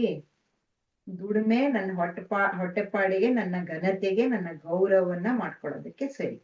ಆದ್ರೆ ಇನ್ ಟೋಟಲ್ ಒಂದು ಸಮಾಜದಲ್ಲಿ ಹೆಣ್ಣು ಅನ್ನೋದನ್ನ ಯಾರು ನಾನು ಇಷ್ಟೊತ್ತ ತನಕ ಹೇಳ್ತಾ ಬಂದಿದ್ದೀನಲ್ಲ, ಹೇಗೆ ಡಿಫೈನ್ ಮಾಡ್ಕೊಟ್ಟಿದ್ದಾರೆ. ಹೆಣ್ಣು ಅಂದ್ರೆ ಒಂದು ಬಾಡಿ, ಹೆಣ್ಣು ಅಂದ್ರೆ ಏನೋ ಸಂಸ್ಕೃತಿಯನ್ನ ಮುಂದಕ್ಕೆ ತಕೊಂಡವಳು, ಹೆಣ್ಣು ಅಂದ್ರೆ ಒಂದು ತಾಯಿ ಅಂತೆಲ್ಲ ಅವಳನ್ನ ಲಿಮಿಟ್ ಮಾಡಿ ಮಾಡಿ ಮಾಡಿ ಮಾಡಿ ಬಾಕ್ಸ್ ಗಳಲ್ಲಿ ಹಾಕಿ ಇಟ್ಟಿದಾರಲ್ಲ. ಈ ಚಿಂತನಾ ಕ್ರಮದಲ್ಲಿರೋ ಸಮಸ್ಯೆ ಅದು. ಇಲ್ಲಿ ಅದ್ ಏನು ಬೇಕಾಗಿಲ್ಲ ಅಂತ ವ್ಯತ್ಯಾಸ ಮಾಡ್ಕೊಂಡು ಮಾತಾಡೋ ಪ್ರಶ್ನೆನೇ ಇಲ್ಲ. ಗಂಡ್ಸಿಗಾಗುವಾಗ ಇದು ಯಾವ್ದು ಇಲ್ದೇ ಇರೋದು ಹೆಂಗ್ಸಿಗಾಗುವಾಗ ಯಾಕೆ ಬಂದು ಕೂತ್ಕೊಂಡ್ಬಿಡುತ್ತೆ. ಸೊ ಹೆಣ್ಣು ಅಂದ್ರೆ ಏನು ಅನ್ನೋದನ್ನ ನಾವ್ ಹೇಳಿದ್ವಲ್ಲ, ಇದೊಂದು ಬಿಡುಗಡೆ ಆಗತ್ತೆ ಅಂತ ನೀವು ನೆನ್ಪು ಮಾಡ್ಕೊಳ್ಳಿ. ನನ್ಗನ್ಸತಿ 80s 90s ಅಲ್ಲಿ ಜಾಗತೀಕರಣ ಬಂತು. ಅದಕ್ಕಿಂತ ಹಿಂದೆ ಒಳ್ಳೆ ಕತೆಗಳು ಬರಕ್ ಶುರು ಆಗ್ಬಿಟ್ಟಿದ್ವು. ಇವಳು ಸಾಧನೆ ಮಾಡೋದು, ಇವಳೊಂದು ಪೊಲೀಸ್ ಆಫೀಸರ್ ಆಗೋದು, ಇವಳೊಂದು ವಿಮಾನ ಹಾರಿಸೋದು, ಇದೆಲ್ಲ ದೊಡ್ಡ ಸಂಗತಿಯಾಗಿ ಸೆಲೆಬ್ರೇಟ್ ಮಾಡುವಂತ ಕತೆಗಳಾಗಿ ಬಂದ್ವು. ಯಾವಾಗ ಜಾಗತೀಕರಣದ ನಂತರದಲ್ಲಿ ಮಾರ್ಕೆಟ್ ಇಕಾನಮಿ ಬಂತು, ಮತ್ತೆ ಅವಳನ್ನ ಪುನಃ ತಕೊಂಡೋಗಿ ಏನ್ ಮಾಡ್ತಾ ಇದ್ದಾರೆ, ಇದನ್ ಬಿಟ್ರು ಈಗೇನ್ ಬಿಡಿ ಎಲ್ಲಾರು ಮಾಡ್ತಾಳೆ ಅಂತ. ಆದ್ರೆ ಆಮೇಲೆ ಬಂದಿದ್ ನಿರೂಪಣೆ ಹೇಗಿದೆ ಅಂದ್ರೆ, ನೀನ್ ಏನೇ ಆಗು, ನೀನು ಕೊನೆಗೂ ಹೆಂಡತಿ, ನೀನು ಕೊನೆಗೂ ತಾಯಿ, ನೀನು ಕೊನೆಗೂ ಮನೆ ಅಂತ ಮಾಡಿ ಅಲ್ಲಿ ಫಿಕ್ಸ್ ಮಾಡ್ತು. ಸೊ ಅದಕ್ಕೆ ನೋಡಿ ಈಗ ಆಗ ಬಂದ ಒಂದು ಕೇಸ್ ಇದೆಯಲ್ಲ, ಮರ್ಯಾದೆ ಪ್ರಶ್ನೆ. ಈ ಮರ್ಯಾದೆ ಪ್ರಶ್ನೆಯನ್ನ ತಲೆಗೆ ತುಂಬಿದ್ಮೇಲೆ ನೀನ್ ದುಡಿದ್ರು ಅಷ್ಟೇ, ದುಡಿಲಿಲ್ಲ ಅಂದ್ರು ಅಷ್ಟೇ. ಹಾಗಂತ ನೀವು ಒಂದು ಸ್ವಂತ ದುಡಿಮೆ ಮಾಡದೆ ಗಂಡನ್ನ ಕಾಯ್ಕೊಂಡಿರ್ತೀರಾ, ಇನ್ನು ಕಷ್ಟ ಕತೆ. ಅವ್ರದ್ದು ಇನ್ನೊಂಥರ ಕತೆ, ಇವ್ರದ್ದು ಇನ್ನೊಂಥರ ಕತೆ. ಹಾಗಾಗಿ ನಾನ್ ಮೊದ್ಲಿಂದ ಹೇಳ್ತಾ ಬಂದಲ್ಲ, ನಮ್ಗೆ ಒಂದು ಹೆಣ್ಣು ಅಂದ್ರೆ ಏನು ಅನ್ನೋದ್ರ ಬಗೆಗೆ, ಒಂದು ಹೆಣ್ಣಂದ್ರೆ ಏನು, ಗಂಡಂದ್ರೆ ಏನು ಅನ್ನೋದ್ರ ಬಗೆಗೆ, ಅದೇ ಹಳೇದೇ ಆಗಿರ್ಬೋದು. ಕೇಟ್ ಮಿಲ್ಲೆಟ್ ಹೇಳ್ತಾಳಲ್ಲ, ಅಧಿಕಾರ ಮತ್ತು ಅಧೀನತೆ, ಈ ಒಂದು ಕಾನ್ಸೆಪ್ಟ್ ನ ಓಡಿಬೇಕಾಗಿದೆ. ಅಧಿಕಾರ ಇಬ್ರದ್ದು ಅಲ್ಲ, ಅಧೀನತೆ ಇಬ್ರದ್ದು ಅಲ್ಲ. Thank you. ನಂಗನ್ಸುತ್ತೆ ನಮ್ಮ ಹತ್ರ ಇನ್ನು ಟೈಮ್ ಇಲ್ಲ, ಯಾಕಂದ್ರೆ 8:30 ಆಗಿದೆ. ಸಬಿತಾ ಅವರೇ, ನೀವು ತುಂಬಾನೇ ಚೆನ್ನಾಗಿ ಮಾತಾಡಿದ್ರಿ. ಈಗ ಏನ್ ಹೇಳಿದ್ರಲ್ವಾ ಸಾಮಾಜೀಕರಣದ ವಿಷಯದಲ್ಲಿ, ನನಗೆ 4 ಒಂದು ಪಾಯಿಂಟ್ ಹಾಕ್ತೀನಿ ಸುಮ್ನೆ. ನಮ್ದು ಒಂದು ನಾವು ಯಾವಾಗ ಆಟೋನಾಮಸ್ ವಿಮೆನ್ಸ್ ಮೂವ್ಮೆಂಟ್ ಅಂತ ಶುರು ಮಾಡಿದ್ವಿ, ಆಟೋನಾಮಸ್ ವಿಮೆನ್ಸ್ ಮೂವ್ಮೆಂಟ್ ಇಂದ ನಮ್ಗೆ ಕಾನೂನಿನ ಬಲ ಸಿಕ್ತು. ಸಾಕಷ್ಟು ಕಾನೂನುಗಳು ಇಡೀ ಒಂದು ನಮ್ಮನ್ನ ಯಾವ ತರ ಒಂದು ಇದ್ರೊಳಗೆ ಹಾಕ್ತಾರಲ್ಲ, ಸಾಮಾಜೀಕರಣ ಆಗತ್ತಲ್ವಾ, ಅದ್ರ ವಿರುದ್ಧನೇ ಬಂತು ಸುಮಾರು, ನಾನು ಎಲ್ಲವೂ ಹೇಳಲ್ಲ. ಹಾಗಾಗಿ ನಮ್ಗೆ ಸ್ವಲ್ಪ ಕಾನೂನಿನ ಹೆಲ್ಪ್ ಸಿಕ್ತು. ಆಮೇಲೆ ಮಹಿಳಾ ಹೋರಾಟ ಮುಂದೆ ಹೋಗ್ತಾ ಹೋಗ್ತಾ ಹೋಗ್ತಾ ಹೋಗ್ತಾ ಈಗ ನಮಗೆ ಸ್ವಾಂತನ ಕೇಂದ್ರಗಳು, ಸಖಿ ಕೇಂದ್ರಗಳು ಎಲ್ಲ ಗವರ್ಮೆಂಟ್ ಕಡೆಯಿಂದ ಹೆಲ್ಪ್. ಅಲ್ಲಿ ನಮ್ಮ ಮಹಿಳೆಯರು ಇದ್ದಾರೆ, ಅವರು ಕೂಡ ನೊಂದ ಮಹಿಳೆಯರಾಗಿರ್ತಾರೆ. ಹಾಗಾಗಿ ಅವರಿಗೆ ನೊಂದ ಮಹಿಳೆಯರ ಅರ್ಥ ಆಗುತ್ತೆ. ಸುಮಾರು ಹೆಲ್ಪ್ ಆಗಿದೆ ನಮ್ಗೆ ಒಂದು ರೀತಿಯಲ್ಲಿ. ನಮ್ಮನೆ ಯಾವಾಗ ನಾವು ತಳ್ತೀವಲ್ಲ, ನೀವು ಹೋಗು ಕಂಪ್ಲೇಂಟ್ ಕೊಡು, ಆಗ ನಮಗೆ ನೆನಪಾಗುದು, ನಮಗೆ ಇಲ್ಲಿ ನಮ್ಮ ಇದ್ರೊಳಗೆ ಪ್ರೊಟೆಕ್ಷನ್ ಆಫೀಸರ್ ನಮ್ಗೆ ಒಬ್ರು ಇದ್ದಾರೆ, ಮಹಿಳೆ ಇದ್ದಾಳೆ ಪ್ರೊಟೆಕ್ಷನ್ ಆಫೀಸರ್. ಅವಳ ಮೂಲಕ ನಾವು ಫ್ಯಾಮಿಲಿ ಕೋರ್ಟ್ ನಲ್ಲಿ ನಮ್ಗೆ ಸಹಾಯವಾಣಿ ಇದೆ. ನಂಗಂದ್ರೆ ಇದೆಲ್ಲವನ್ನು ನಾವು ತಕೊಂಡಾಗ ನಾವು ವಿ ಆರ್ ಗೋಯಿಂಗ್ ಟುವರ್ಡ್ಸ್ ಒಂದು ರೀತಿನಲ್ಲಿ ನಾವೆಲ್ಲ ಒಟ್ಟಾಗಿ ಒಂದು ಸಮಸ್ಯೆಯನ್ನ ಎದುರಿಸ್ತಾ ಇದ್ದೀವಿ. ಅವಳು she is not all Elon. ನೀವೀಗ ಕಾನೂನು ಹೋರಾಟ ಮಾಡ್ಬೇಕಾದ್ರೆ ಶಿ ಬಿಕಮ್ಸ್ ಆಲ್ ಎಲೋನ್. ನಮಗ್ ಗೊತ್ತಿದೆ ಕಾನೂನು ವರ್ಷಗಟ್ಲೆ ಹೇಳ್ಕೊಂಡು ಹೋಗುತ್ತೆ ನಮ್ಮನ್ನ. ನಿಜವಾಗ್ಲೂ ಕಡೆಗೆ ನಂಗೆ ಬೇಕಿತ್ತಾ ಇದು ಅಂತ ಅನ್ಸೋಷ್ಟು ನಮ್ಗೆ ನಿರಾಶೆಯನ್ನು ಉಂಟು ಮಾಡುತ್ತೆ. ಆದ್ರೆ ಈ ತರದ ಎಲ್ಲಾ ಕಡೆ ಬಲ ಸಿಕ್ಕಿದ್ರೆ ಖಂಡಿತ ನಾವು ಹೋರಾಟ ಮಾಡ್ಬೋದು. ಫಾಸ್ಟ್ ಟ್ರ್ಯಾಕ್ ಕೋರ್ಟ್ಗಳು ಜಾಸ್ತಿ ಬೇಕು, ನಾವು ಕೂಡ ಡಿಮಾಂಡ್ ಮಾಡ್ತೀವಿ ಮಹಿಳಾ ಹೋರಾಟಗಾರರಿಂದ. ನಂಗಂತೆ ಮಹಿಳಾ ಹೋರಾಟ ಇಸ್ ಎ ಕಲೆಕ್ಟಿವ್.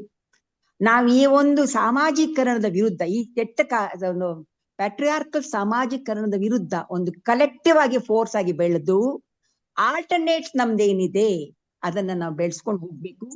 ಸಮಾಜವಾದಕ್ಕೆ ತಕ್ಕಂತ ಆಲ್ಟರ್ನೇಟ್ ನಮ್ಮ ಕೈಯಲ್ಲಿ ಏನಿದೆ ಅದನ್ನ ನಾವು ಬೆಳೆಸ್ಕೊಂಡು ಹೋಗ್ಬೇಕು. ಅದು ಒಟ್ಟಾಗಿ ಮಾಡ್ಬೇಕಾದ ಕೆಲಸ ಇದು ಅಂತ ಹೇಳ್ತಾ, ಇವತ್ತು ನನಗೆ ಸಬಿತಾ ಅವರೇ ತುಂಬಾ ಚೆನ್ನಾಗಿ ಮಾತಾಡಿದ್ರಿ. ತುಂಬಾ ನಮ್ಮ ಒಂಥರ ಆಲೋಚನಾ ಶಕ್ತಿಯನ್ನ ನೀವು ಬಿಡುಗಡೆ ಮಾಡಿದ್ದೀರಾ. ಈ ಬಿಡುಗಡೆಯನ್ನ ನಾವು ಪಾಸಿಟಿವ್ ಆಗಿ ನೋಡ್ತಾ ಇದ್ದೀವಿ. ಫೆಮಿನಿಸಮ್ ಅಂದ್ರೆ we have to fight. Naxal ನಮ್ಮನ್ನ ಹೇಳ್ತಾರಲ್ಲ, ಅದನ್ನು ಫೈಟ್ ಮಾಡ್ಬೇಕಾಗತ್ತೆ. ನಾವು ಕಲೆಕ್ಟಿವ್ ಆಗಿ ಫೈಟ್ ಮಾಡ್ಬೇಕಾಗತ್ತೆ. ಅದ್ರಲ್ಲಿ ನಮ್ಗೆ ಜೀವ ಇರೋದು, ಕಾನೂನು ಬಲ ನಮ್ಮ ಕೈಲಿ ಇಟ್ಕೋಬೇಕಾಗತ್ತೆ ಅಂತ ಹೇಳ್ತಾ, thank you very much Sabita.